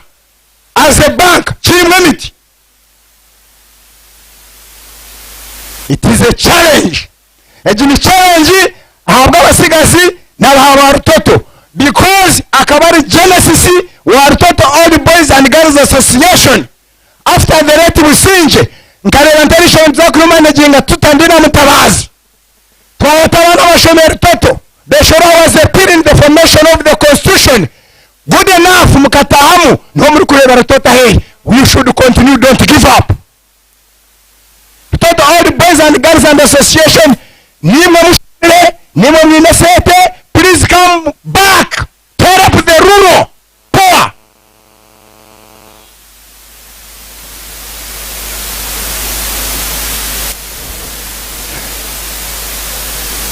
We have been, naona bashaka tuine spirit eruption. Ahari irari nimba ndiho. Omwishomero nimba ndi mu treasurer ni chairman wa finance. Omusiniya ndimu. Mkeni, ekindi kwenda. We must learn from what he has achieved. From there we move up higher. When Okora development you meet a lot of challenges. Abagezi,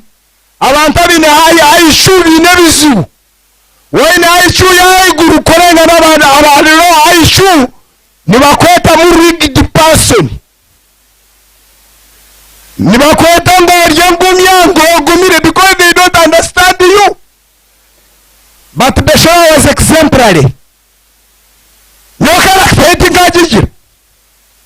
Wena kunama iziro na jenese bijari kuzakora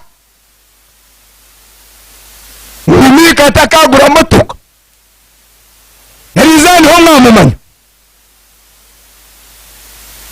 yorogira ngo sete yofa kuzijana baziskondaringa na tekwa kumanya financial money ngeni webi bibiri erisoba no mwamanya yakoze. That's why we are all here. What is the next move?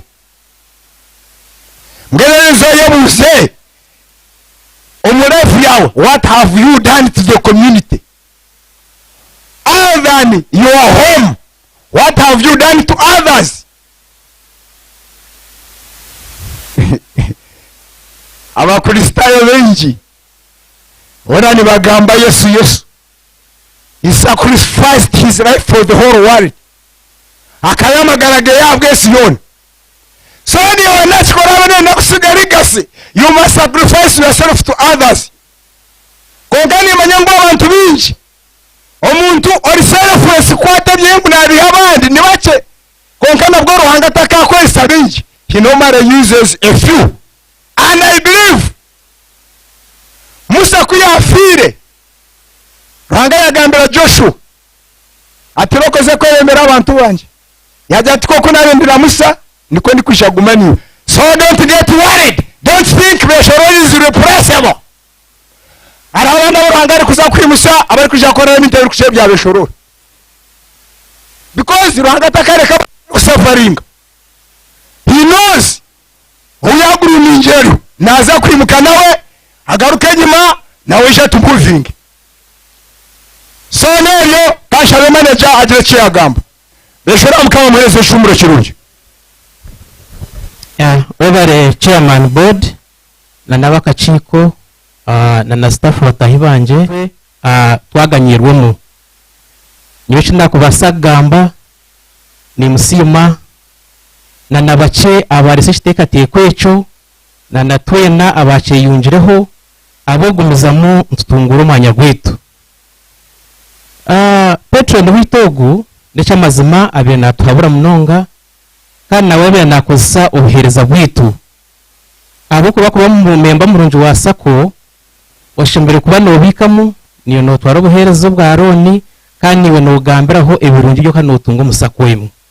kandi ntekateka ngo nangwa binji nabagirimu ibi bintu byumba be nabikora mbeno ari kuza kurugoma garaga agency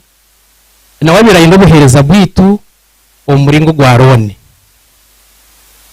abainero nitwe umusakwejo gukwe twakiganira na mumba family abo kuba kuza kutwarwa abasigize Aroni ya miliyoni 8 n'emitwaro 8 runana 9 na nina ungakurga yashasha I think kutangira nko mu 11 akija yaburaguma na shashuru mbwiri mbeno nkentwaza izurone zintwatu zitiri mu insurance konka mbeno ipapara byetu bitiri mu insurance kugira ngo igareho sente ahabo kubukufa kweye takwejemere kwijire nkefe ndijo izitwara kutanto rw'umagaraga agency unga kumbe ninganiraho nawe ahari yezo miliyoni 8 ezakubenzi bazirenjira ubwire bwazo n'abantu ba insurance aba nabo n'abantu bashashura eziko zirenjira ubwire ezuri kubaza ry'umbwire bwazo ezo zo kwandi barebaho unga mwenu ezibezi ryo mu areas kurga yashasha zingana na miliyoni 5.2 na shilingi 2,294 mwenu muntekateka yawe mbitwe tugamba byona bayino batekateka ngo baza kuba batugarura miliyoni 3.45 na kanana na shilingi 8 konka tugumize mubasha binde papara ebitwa kubasa kwereka kurga yarwara buyatanka kuraguza then kugira ngo tuje tugumize mu tugenda mu nshongejo of course family aside ya family ntwija kwa tujye mu rugendo rwe na no kongera kuteka y'ipapuro ebyo kugira ngo bundi tukayongera tugamba ngo ukushasha kweye niko kwaresereki igibalance kugira ngo zinzo n'abazigarire nkahi bazituherezo mu insurance echo mwacenga so mbe n'aba family mwija kwikiriza twongere tugenda mu rugendo rwe na no ninja kushaba na death certificate ejo kugira akana nico cyo kwandi benda kuriya then na receipts zona iziyatanchire kuraguza kugira ngo at least babe convinced nguna neze zirengero bwire bwazo nazo kubakora ki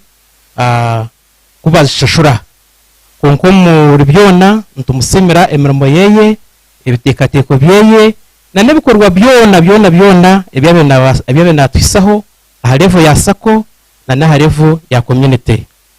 kandi nkentwaza yakamusime aba ayinemega bikumi no kuza kutwantuwaza ba members abandi netuba netumuzika ningashintu turita sente harufu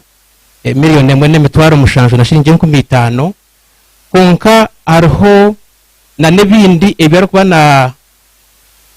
ebituru kuba muzika umuntu arikuba amere twiciriza nangu ntuza kureta kashi ya miliyoni 2.3 na mushanju na shilingi 15 abo gumiza mu kushenekereza patron witu kandi tukongera kusima na nemirimo yona yatukorire na no gumizamo tukongera kumushabira ngo mukama amuhumuzeje kandi byakwa byamushobora cyo magaraga agency abi musaseri cyecho aba family injira kuturaze twarwo muri yeci ja kongera ntushitama aha bwishonga yo gambo kuturaze ikintu cya insurance na no kuyakubasa kushora loan balance yeyejo otherwise nankunzire ngo real ndeceraho mukama amuhicumuro curunje wabare manager andabo bigambe byo tukwirukanga abo bire special ndijo ni abakama bo mugenzi beshorora abayina mukozesa abo kitongo cha uwa family aho muri muje mugambe amugenzi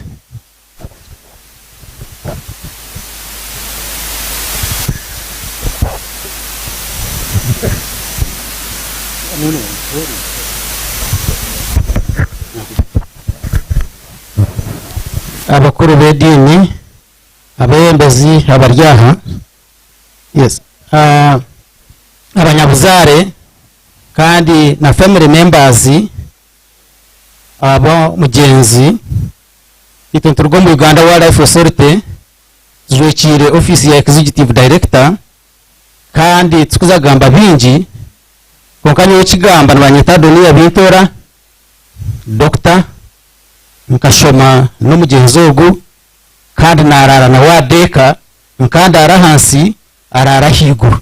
nambwe nyine kitengo mu kugamba abo kugira ngo wiro buhere ukija buseraho nabuza bajya ngo arishaka kuko twarangambire ngo akaba rwiri nambwe na firesta kumanya ngo arwiri iteka management tushasize munonga kureba ngo twahuru kufa ku mugenzo kandi ukwenda kumanya rumwebaze uko kabe mu mugambo byinshi no akargo mu kitongore cyitu havire myaka 14 14 years ago konka kureba ngo Uganda Wildlife Authority ne ijaha n'abantu bace icyo nicyoreka ikimwebaze abirari so nyiraka barahaha ko kurgo mu kitongore cyitu nikajyango the management and staff of Uganda Wildlife Authority have learned with profound grief the demise of our beloved brother and colleague Mwebazi. We stand with the family and we are giving a contribution of 605,000 shillings. What, say something? So,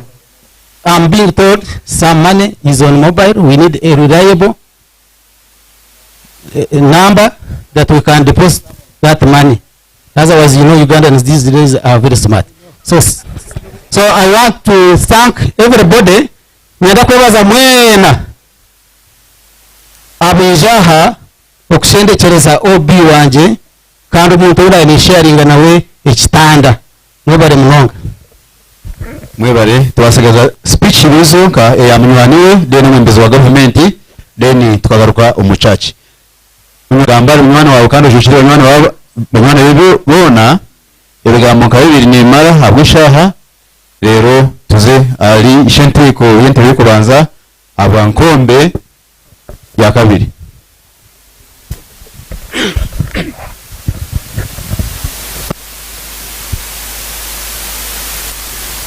abantu mwena baziki batahe banje nanye mbakire umwanya ogu aho kwija kushendekereza munwana wanje none banyatatu wa Alex uto mu Mitoma district ngo mu Kasheshero bakuma Kasheshero banyata kujotera abanywanire ko kandi mangu abantu binjaha turubanywanire nyewe ngabanza kumanya mweba wa Jonathan Ogu umwaka wa 2008 tukushoma kumwema kwa High School ndio msini ya wan twatamara emyaka 40 turubanywane kandi manyango bwirego mubiringo 40 abingi nibamara umwaka gumubiri hagira binge byabaterana ukukira munonge bukwatera na sente nkebyo ubwo munyaga umukago guvera unkanyo twatukuruzine kumwe umara imyaka ijana tukushema kumenya no mushijogo kunaje kucyetegereza najanga twine bintu bimwe ebitwa sharing in common icyo kubanza cyabyo nako nagiye kumutegereza kumucumentereza ngo mutanyere munwana we nashanga ishe akafire makagwa rw'umurwana shanzu na mwenda kandi anyita kafar rw'umurwana shanzu na mwenda twakora twaba abana bamawe batwataraho ne twaba abana bo mukazi konga kashanga imiconjo cyo kunda munonga buryo mucyo na tukandi sharing nyuma ndo yabazwara ngo nabenjwa ko cyo atizana nanye nikigereke afira nikigereke cyanje ndikanga none kito ngante nuko nakubasa gukishanjura ngajijwara kongo mushijogo nkabana nawe twashoma yakakora yashora ubugeni bwo twabutaha niwe nagere kaserera rubwitwa umutabani yaho bujurize yajangwa kana kunda mabare gareke dubu ikikuzwa munonga ubugeni bwe mubera ke dubu yeja nambole stadium bakujigura ujure karane tere tukurwana kasero tukuzabwe yogera aho ubugeni bwa biri buri icyo ni cyo mukundira ariko rero muri biri namusanga ho mweya ari accountant umbumebu nabe ni mwetaga ho munonga no buhabuzi harukwaterene netunguka akija nkundi se kintu cyo kwinga emiti nanyo mukunde banye nebura nyine kai konga mwenye ni tangara munonga harubu na mubuzo ntibite mute yawe nogita horura abwakeneye kureta tegami we yanje ne butegami ushanga umwe mwete bwonirenka wakagire cyonjo yone shadi batahorura ngo nabe yankundi se kintu cyo kwinga emiti nabo muhingi w'emiti kandi twiyamusente mwe nabwo bwire tingwenda kuzahi hari munonga muri umuntu w'umwene nawe imyaka 80 n'ubine binye munonga bwo kumanya bone byo niza kubirera unganyenda kuhendera na kintu cyumwe icyo nawura nakunde magara ganje kandi munonga nicyo nango mentegereze speech yo mucyara we najikunda munonga na nabana bampereza courage y'amani abwo ishonga mukireba karega sayo mushijogo nuko nkukireba na chairman wa board abakamusine sako yakigambaho ikiyagamba Moses na Joshua Ninjira ruhanga wakana mangu finalije kuzombigere bya Moses akatege kesi ikabonera Wiki niyo mushari wa mutaboneza chairman Nini manga abantu abo kurigero mbirite bagamba Bakubweneza isi ibiturebe bya mwese mweraze nibizagumizamo ibindi bibonere munongo nabwo cyo abensho ngo yubire mureko mushijogu tumuyamisho tumendeze cyumu mukama kwa rukundo turamushangaye mwebere munongo webare ko MC nanda kwenda munyiya hano bwatika mutwe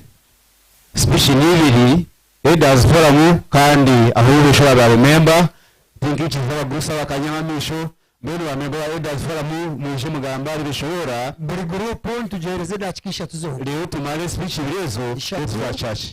tukurengaho uvuto leaders forum muje mugamba bishora rero na kamuse mu eyimiti tunaye tuzaha church niba bikutuchiriza nimba shabangu dakikisha tulizibisha tu abo kuba ubwire buturikubi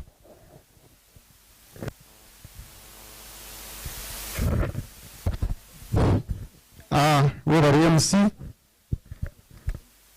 abekeji bakuru b'amadini buri yamwe mu kitendo sace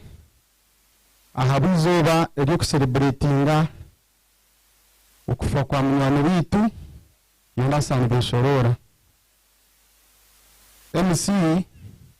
wajeta Elders Forum ejimba jeta rutoto sub county opinion leaders not Elders Forum kinji abantu muhurira omugenzi bakumeta president mbara kumanya ahabenshi na president bukabiri ebiri 13 ukwa mukaga 2013 habaho kiteka teko cyo kugira ngo tutunge ishazi marishi forum umuruzungu irabase kurerera ahantunguka ya Rutoto sub county initiative ikakorwa direct Jonathan kandi twabugabugana twena yatuhabara kuko tushemerere kureba n'umuntu we nyuma warugayo ubinte bikwateye n'intunguka ine ba members nkaga executive president abiyariye mugenzi Beshorera Jonathan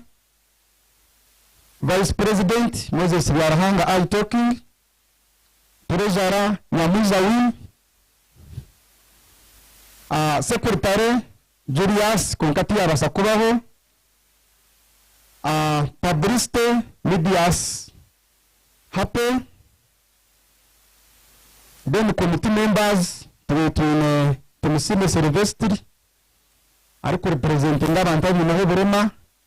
na Besi Richard tubemana na Fred Bicha Charles na Absentia pia basakubaho na Juma bahwire mu Jovia ubwo kana represent abacyara kandi n'abantu abakuzire abaryaho green yakankaga tunaho mutabazi Benon akariho ahabwa party ya church junior reformation yakachiko then tune patron with naro muhabuzi wa forum ejo and this is man other than Haji Kayumba Seberiba Muniru so ejulio committee yeko twa Rutoto Opinion Leaders Forum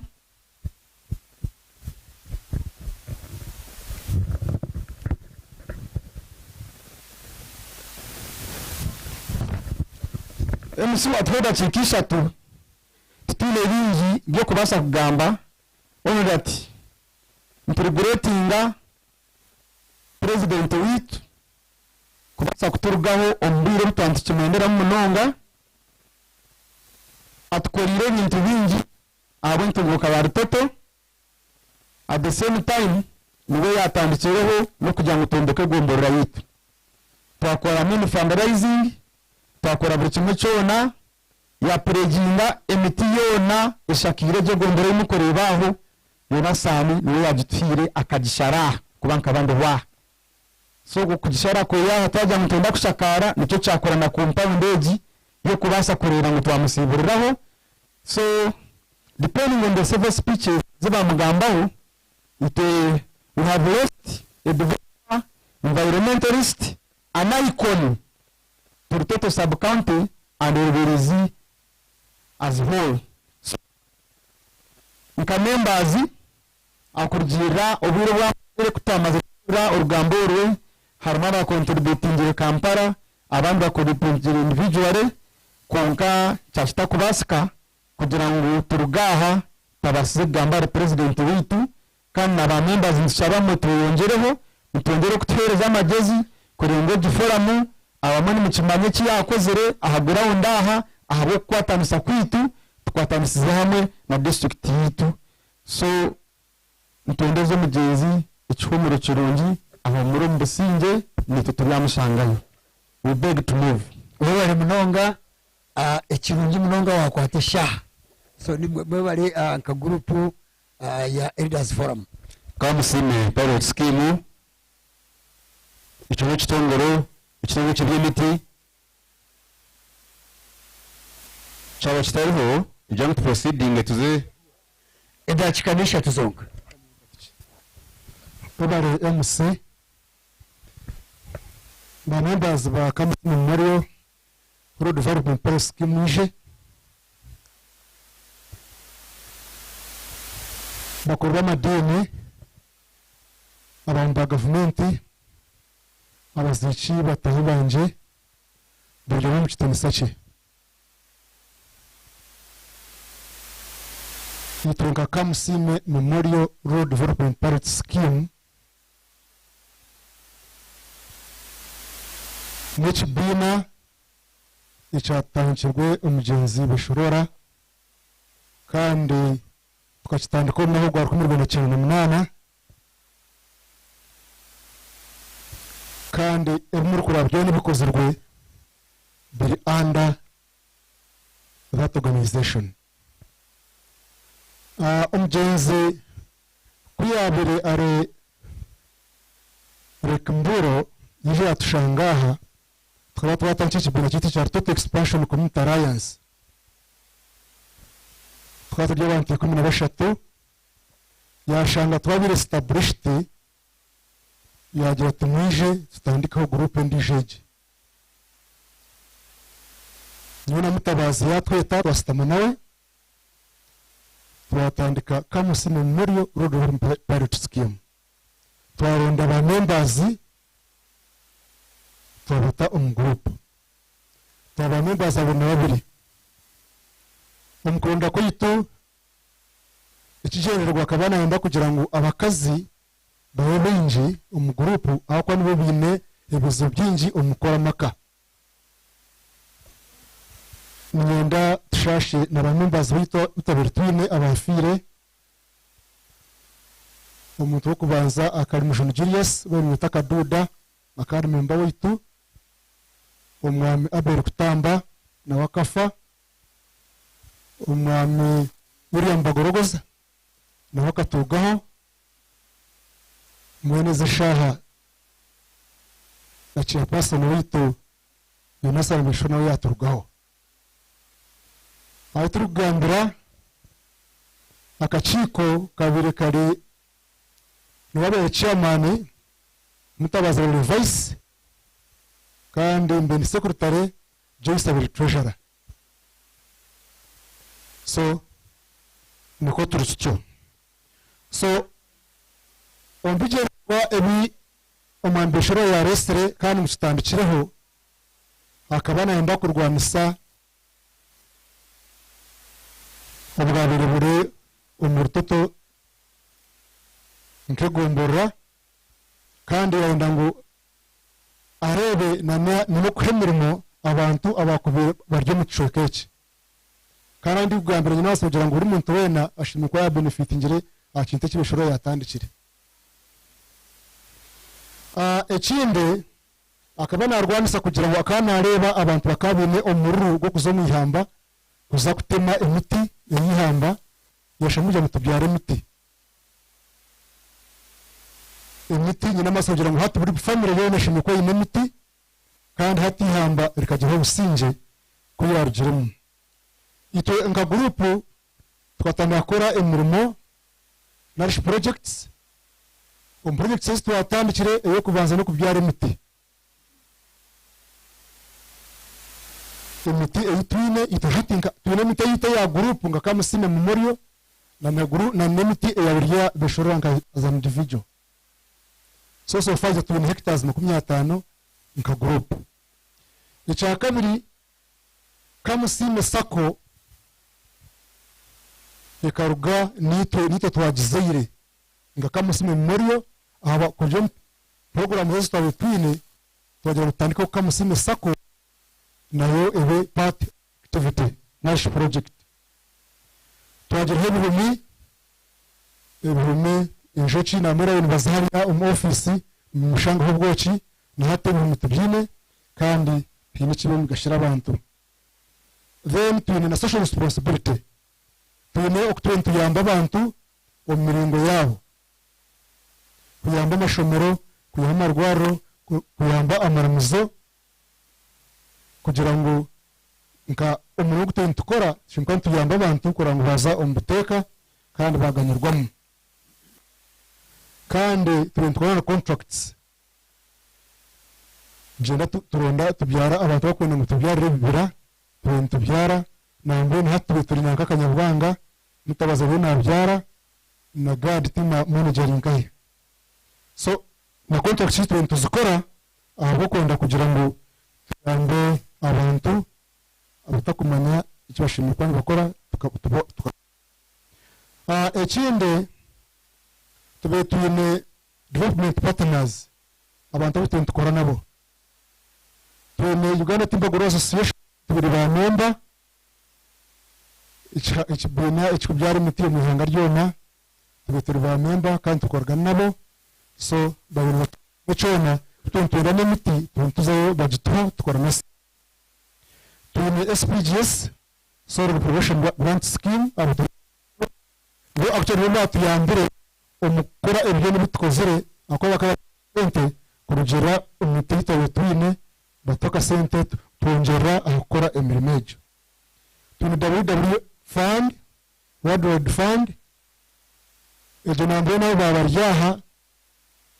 tuza kwatagana nabo bakija twasibana baha babone benda umutware value addition yajemiti eryaha kuba kushara umuti hazama koko hazama taji aziri bitugena basigara bitine mugasho so tugira ngo tube twakora gino nabo bawarya abantu benda kwa speech konka bagira mu biro bakwata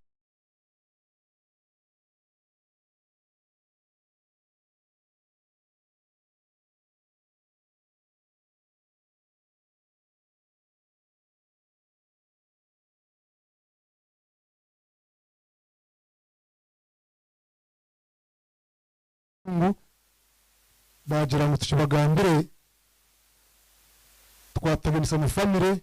na kamusimaze group mbakenda ko nitwe kandi project eje gumizamo so tunamasa kugira ngo tuza kumunaizinga tuje tuzaha tukiriza nabo twagumiza nabo ekindi tuna Uganda First Working Group tuba partners nabo tukozere nabo kandi batuyamba umukoro tukoramo tuna Bushenya Culture Trust Associates nabo turi nabo tukoragana nabo tunaba NFA amataka minja gitwine gariyo mu NFA so ntwakorera agaro nizabo kurango twazo muteka nabo so tukwenda hati no kugira ngo what next continuity okugumiza mu project age itoka committee kwatena family bituza kuzatu tukirizane tugire ngo hati what is the way forward because it didn't shasha ze shaha no kugira ngo twatwareka harvesting time obwerwo guza imiti bwahika twatwaroze nakatare tukwenda kuguza but unfortunately yafa staka shira ryecho konka tso kutamani kurango ki bine cha twakigumizamu kandi twazombe teka ekindi ntwenda ligase eyabira yine okukorera abantu okora buri kimwe ba members kutaho buryo kurango twagumiza mutwe n'amani kandi twaguma nitukora kugira ngo ekintu kiyatandikire tutakakinaga nza kuhendera no kumudescribinga umuntu w'Nasan reka mpendere mu describinga I'm going to use English actually Beshorora abira ryo muntu who was a principled man very principled icya kabiri abere an environmentalist icya gatatu abiryo researcher ko binoza mu computer bishanga buri kimwe cyo na kironda internet icya kana he was an educationist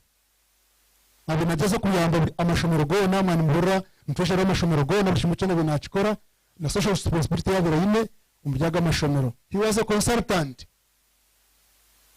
umuntu benandesha kwenda kuhuza niwe benozo kabuza kandi akakuhamagazi kandi kakugasira icyo rukwenda he was organized ari umuntu organized atakwenda kujabirira he was a decision maker he was an accountant and therefore he had accountability enda kurangu accountability z'ibintu zazaho and is a man who did not want no nonsense so abaryo muntu oyine enkoraye nico bana bagamba kugira ngo bondo gukora kwe niko abantu bibone bumwangira konke ibintu byakozire icyabe nata henga rucona kibintu kigendaje umuntu ukora birungi nyine batakwachi abantu bakira kumwanga konka ushangare nakora ikintu kigasera abantu munkirize mpenderaho nitunga kamusime muri road scheme tuondeze mugenzi kandi chairman wetu icyumuro icyubusingi baba kono manye kibine cyo ni musingi gwaka musako musinge gwe bintu ukabiona na nishawa nguhona rodani gambe kigambo kimwe a farmers group eyi omugenzi abira chairperson kandi na twenda accountability dachika only 2 abaziki batahi banje mwena amazina Dani Kasaza ninye kansala wa Rutoto umugenzi abira chairman wa Rubirizi Fish Farmers group eri kugezaho kukoresa nyanja zite zitwine zitatwinire mugasho kwena zigire umugasho mu district umugenzi ari kwata kurwara terera naza Kampala ari papara bitu assign ingire wiza Satan consultant twaye na bwecho documents senyinje za Rubirizi Fish Farmers Group zibeziri omu computer zeye na kozire ntekwe kore utwasitama nabo turebe yatujivoidinga ninga tugumiza mu mbentu yanangu abeka ya Beshorora batuyande kutunga documents ezo kandi ko kwabira ari member weitu nawe bazamu obunde kintu kigumizemo haba kuba ready abere yakoleseze ryato riri mugogo owo mwami nankogo namureberaho hari bari kweta beach niho tubentukira kusitama wa engineer kandi ndaryatabika yari koleseze twayigwire na noshongu bakagugwa hayigurwe naho na account abantu batandikire kutawe sente ari kugira ngo zirabeza ikireho ezirasigale we naza kuzitaho ekintu kigumizemo abantu bakirebereho bagumene bareta mpora turukweyongera gura kegezi turukweyongera gura namato nabwe ndikushaba no kugira ngo eka ya Beshorora ekwatanise nitwe habo kuba documents zini enyingi ni wabira zini nebyo bice ninyendeza omwami Beshorora emanzi omuntu bena akora buri muntu wena ateyini itima kandi ari kugamba amazima ruhanga akompere ecumuro kirungi Chair person utuchize tuwashire madamu Nakamya haire paradisi kandi aina bigambo bibiri ya mutumwe chance agamo bigambo bibiri ari Beshorora aboko bayarugaseye hone hare kana omuntu kurugore kana tagamba munywani we yabuya yetikikaba ekyo buteeka so madam Nakamya RDC abwasereje ugambeho n'abantu abo.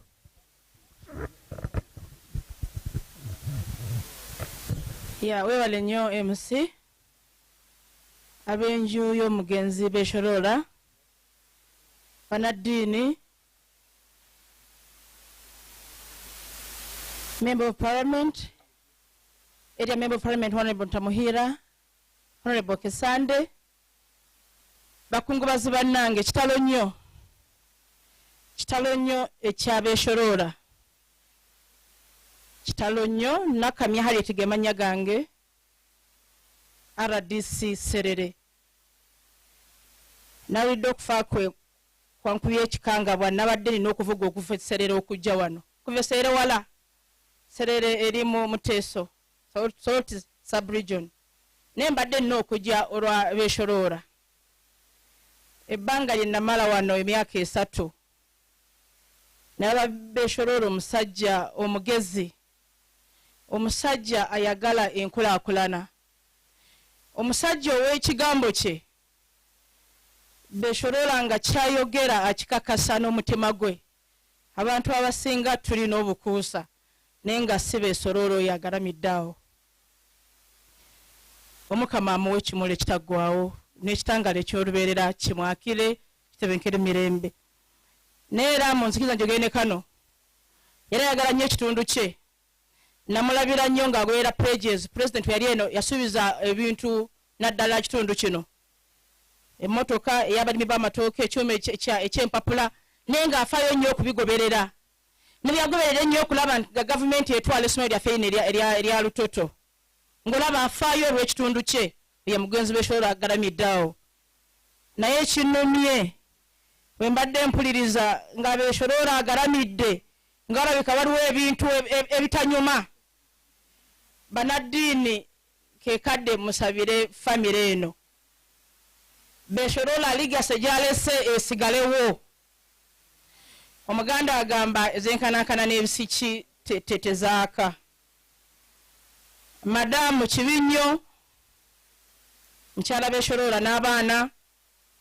niba mwagala temwagala muyina okukwatagana ne famire eno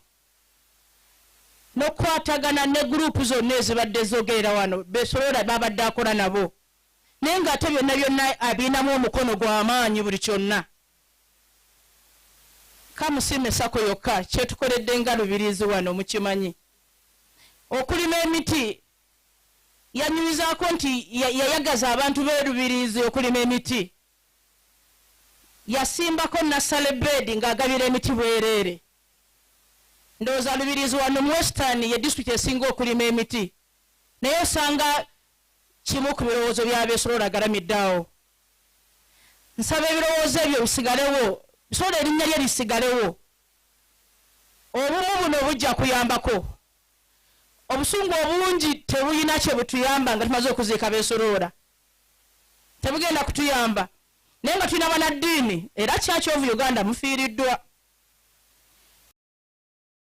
Mobilizinga ssente. Mzee Kateba afuna obujjanjabi. Kibinyo Mama Jaka Businje ofiiriddwa. Leero Ntamuhira ofiiriddwa. Yo beshorola kyabadde. Nsaba beshorola asigalewo nga tujjukira Jaka Businje mu Lubirizi tujjukire ne beshorola. Yene tujja kumujjukira ng'enkayaneezo ziri bwe zityo. Ndaba obukyayi olaba nga otwogeza obukyayi. Oh my Lord. Naye yabikola agenze. Yabikola agaramidde. Bamusonda na musondezi ssente. Kandi oshobola badde alina ssente ezimala. Agenze naye kati abantu boogeza bukyayi. Mbeegayiridde ebintu yabikola agenze. Ebintu yashobola byalese bireme okweta bukyayi mu Lubirizi. Ligaseye esigallemu. Famire mutuule. Omukyalo olina otuulo okakkane ne famire mutuule. Obumu kyembasaba kyesaba mukama katonda akolera omusajja agalamidde awo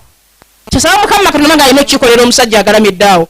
naye jagalamira bulungi banaddiini musigadde n'omugugu gw'amaanyi Church of Uganda muyambe eka yabeesolora nga abadde ayimiridde mu church muyambe eka yabeesolora nga musooka kubasabira obukyayi obubalimu bubaveemu buli muntu obukyayi bw'alina bumuveemu omusajja oyo agalamire mirembe beesolora obadde musajja mulungi abantu bakuusa niwe badde musajja mulungi nnyo amafuta mugamanye ebbeeyi yaago naye nvuze kuva serere nga nina okuziika nze gye nkolera ndeka y'abooluganda yenkola yange era lubirizi ndi waka naye ate nina okuddayo kati nabudde lyazadde serere nasuzeeko ewaka kati nzirayo ate nina okudda eserere by tomorrow naye mukwano byokoledde eggwanga bingi omukama akusaasira ebikusobyeko byonna tewali mutuukirivu mu nsi eno tewaliiwo mukama akusaasira ebikusobyeko byonna akwanirize n'ekisa kye akuwa ekimu nekitaggwawo n'ekitangalo ekyoluberera kikwakire otebekere mirembe omukyala waliwo agambye ono tabadde baseka abadde muganda abeesolora abaseka we bali omuntu bwafa abaseka we bali naye bangi teri muntu gwe baagala 100 ku 100 zino engalo tezenkana olaba engalo zino tezenkanankana teri gwe baagala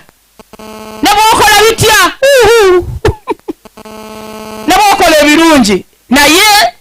nze bwemba n'abantu basatu nga bagamba nti oyo nakamya waffe ekyo kimmala nendi emmere nina abasatu abanjagala mabatanjagala so teri muntu gwe baagala 100% teriiyo olaba n'omwana wa katonda bamulyamu enkwe abamwaniriza ng'ayingira ne bawuuba ensansa be bagamba nti ahafe bate Barnabas omusajja bamutte omwana wa katonda ate gwani nzaani gwani ate beesolora agalamidde wano naye mubeebaza mwebale kujja kwerekera beesolora mwebale kujja kwerekera beesolora abadde mukwano gwange abadde mukwano gw'abangi abamutegeera kyapasoni lutoto ofiiriddwa tufiiriddwa ffenna kuba nange mbadde mmanyi ati sirina owooluganda beesolora mukwano gwange kibi nnyo nayanze okumpa akadde kano nange tisimbeeko kyenjogera naye omugenzi w'omukama mumuzikisa mwebale nnyo nakamya Harriet RDC Serere mwebale nnyo mwebale madamu RDC abigambo bulungi ebyo leka kize speech yetu twasoma waje butwajampinga leka omugusi wire kandi ngorora bigambo bye rero tuze ama government yetu za church mwebale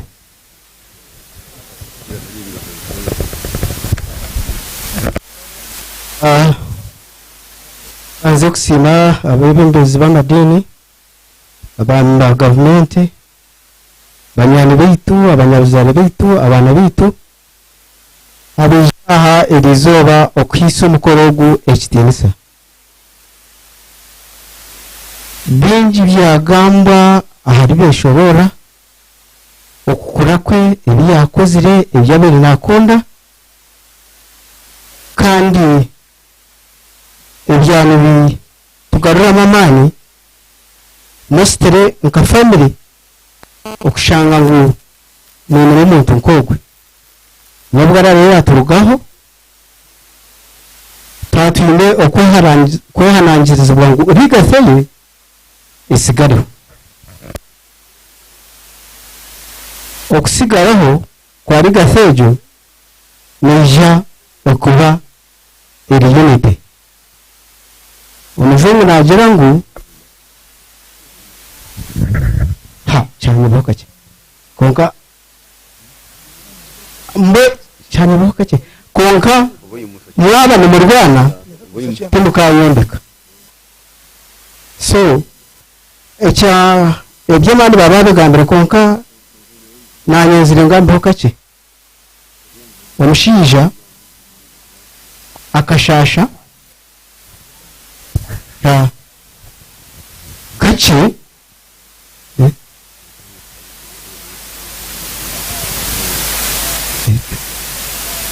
washasha kake okay anisha bambuguraho kake abo uruganda rwa mawe muje mwemerere nanyu hano ngabo muriho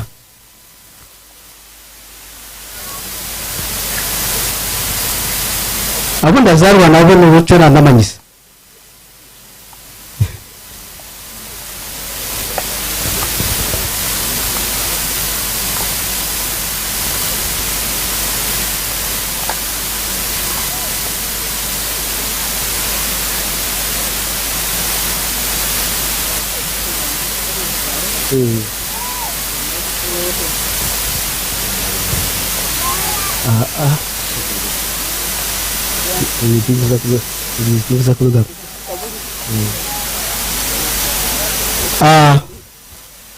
atuzazirwe turi benji konka at the moment nito tusigaireho mbene neza kubanza ngambe rero ndahereza akazindaro buri muntu agamba izina rye konka ikikuru munongo cyangaruraha cyakire ngo umurwiye arwire yarahuka kugenda hazo mu kugenda kwewe twetenga ngo tumanye ku haba hariho muntu uwabira arabaje yaba arabasa kutugirira imbabazi akaturetera ku kasente akabira arabaje atugirira imbabazi kandi nubwo ubire babanje mugenzi nabwo muyija tugambe niwe ahubwo ngo arahukire kugenda ikindi kuhakuba hariho umuntu wene oyine akahandiko akuyakuba yahandikire karagamba hakayeye n'ibintu byewe wabo kine nakutura ketenga utugirire imbabazi ukaturetere tubase kwetegereza ikiyabire handikire kandi nyongera kushaba neka yeye natubone ko twatandisiza no kufamira ko twasagara urwari empaka ubutekirizana bikwata kaciro tugire businge reka yakamusime egume eri buhoro amazina ganje ni banetaru wagumye Aroni ko nkabinji ni bamanyaka kabizi abisha mukama wita simwe yo amazina ganje baranyeta Joy Bukwasi nishebwa kacuncu bwera nyanji ninyo babaragambo babera ino mu rwire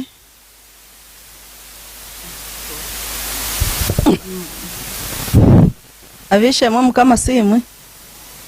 amazina ganje ninye natwasa RC edya kashatu bya rugaba gaterera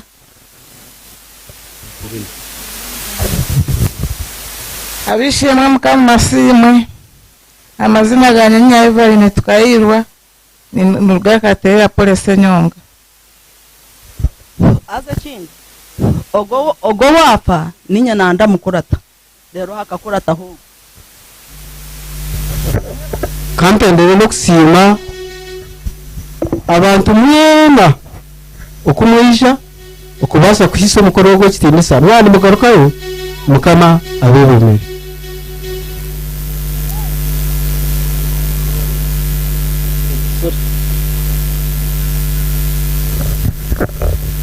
Stakushabwire chairman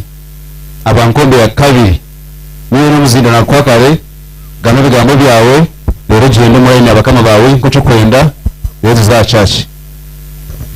webale MC ekanise yewe mbira umukoro go kuzika beshorora abantu abaryaha be bitinisa nibinji tindabashoborore nkababasa naba ndashaba ngo munyikirize nkore cyo mujungu ya Yesire General Paper mwena mbagita hamwe ndabasima bwo kubasakwija kutwasa bwo kuzika beshorora okumwija mwena umucyo no muhango muringwa no mugufu amazina ndikijana Jackson kandi cyo yamani wasereje beshorora twiremu kandi umwe mikoro yatebekanisizimbwa ubwire bwawe yote ndaza kugamba byinji birengeserize kwenda bagamba ubugambo buce deni kwase bakama banja baryaha umuzindaro babase no kweyongera n'ibira byasigara inyuma kuyare kibaye bwo kinandenda kugambaho kandi kinyi namasiko ngo kiraso butija kweba imite yewe baragamba manyamashomero manyabiha impinda yinduka zirabaho byewe no wabitiraho ayebe konka yasiga mu seruye project ya mizi ejo bayibaga kujimugambaho ndatekwa kujigambaho kwetandikire mu seru yanje nati nimwere mwagireba hari abari barakorera kimwe mizi agarije kubagara kavaringa gureta ndangaro kandi amizigo nandagira ngo nigo gatarye bako tweno kuturya guma turakoze samizi mpaka ensehwireho kandi go tigariho egizi bari bagatira twa yeta ngo nizi barya beshorora aho kugira ngo rikatandikira umwitaka rye mwe nati naba ndashaba agomizi kutwa turageta ngo nagabeshorora ati tugume tugete izi gabeshorora ticharizi barya beshorora wora naba umanye ngo naba beshorora woranya umanye ngo kunywa beshorora woroza umanye ngo rukoza beshorora nico beshorora atarije kwebera buko amizigo garyagumaho ebiro nebiro amina mwene byabeshorora babigamba byona iki nico cyakisigireyo nandashaba ngo twena namunonga kaseru ndangaro rutoto sub count na rubiriziyon ekikonje kitwa twesibireho cyahigukire kandi bagamba byona nabihurira tweno kututeranira ati no rajone nkito zabeshorora akazihikamu gukora ibintu by'abantu nkebyeye twena turakunda gukora ibintu turekorera ibintu byito mwene mutabiye abantu ngo ino ryakora nkebyabeshorora byakoze kwiye kurya kusasira kwa ruhanga echo kanchi garukizaho nandashaba mukama wanje shaza aho nyongambaga biki na nagamba bingi beshorora atarayemerera karango ndi kumugambaho mukama wanje chairman LC3 tubina RDC witaryaha honare baryaha ubanyi mukizi babase kugira kibagambira abantu ebira kwatihanga ryawe mwe bari munonga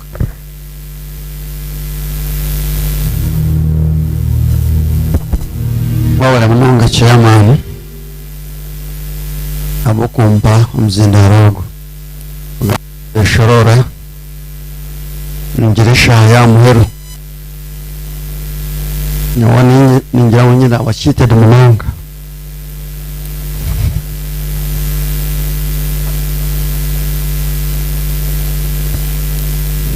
nawa nindangu chairman LC ya jaha MP ajaha RDC ajaha MPs bena mujaha tukirizane tukoroba zorume awobire ndero beshorora tahi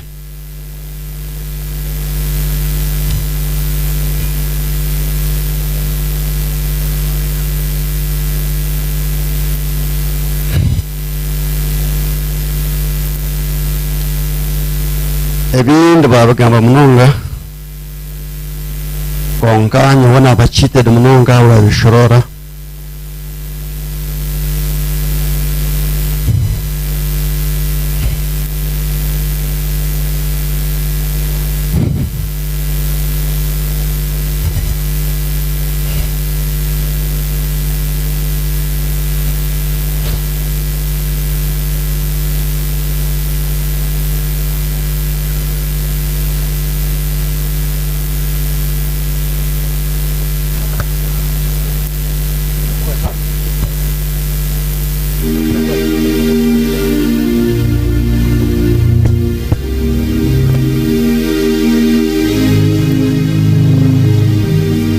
kare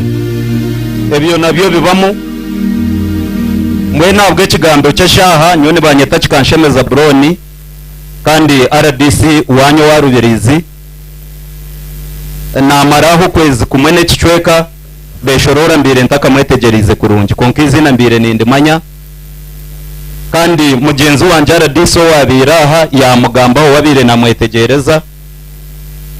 konka ekikuru hariho ebintu bishatu ekyokubanza mwamwine ni mugamba rigasi ekya kabiri mwagamba okukora abira ry'omukozi ekya kashatu abira tiina itima ngu nayekorera abire nakorera abantu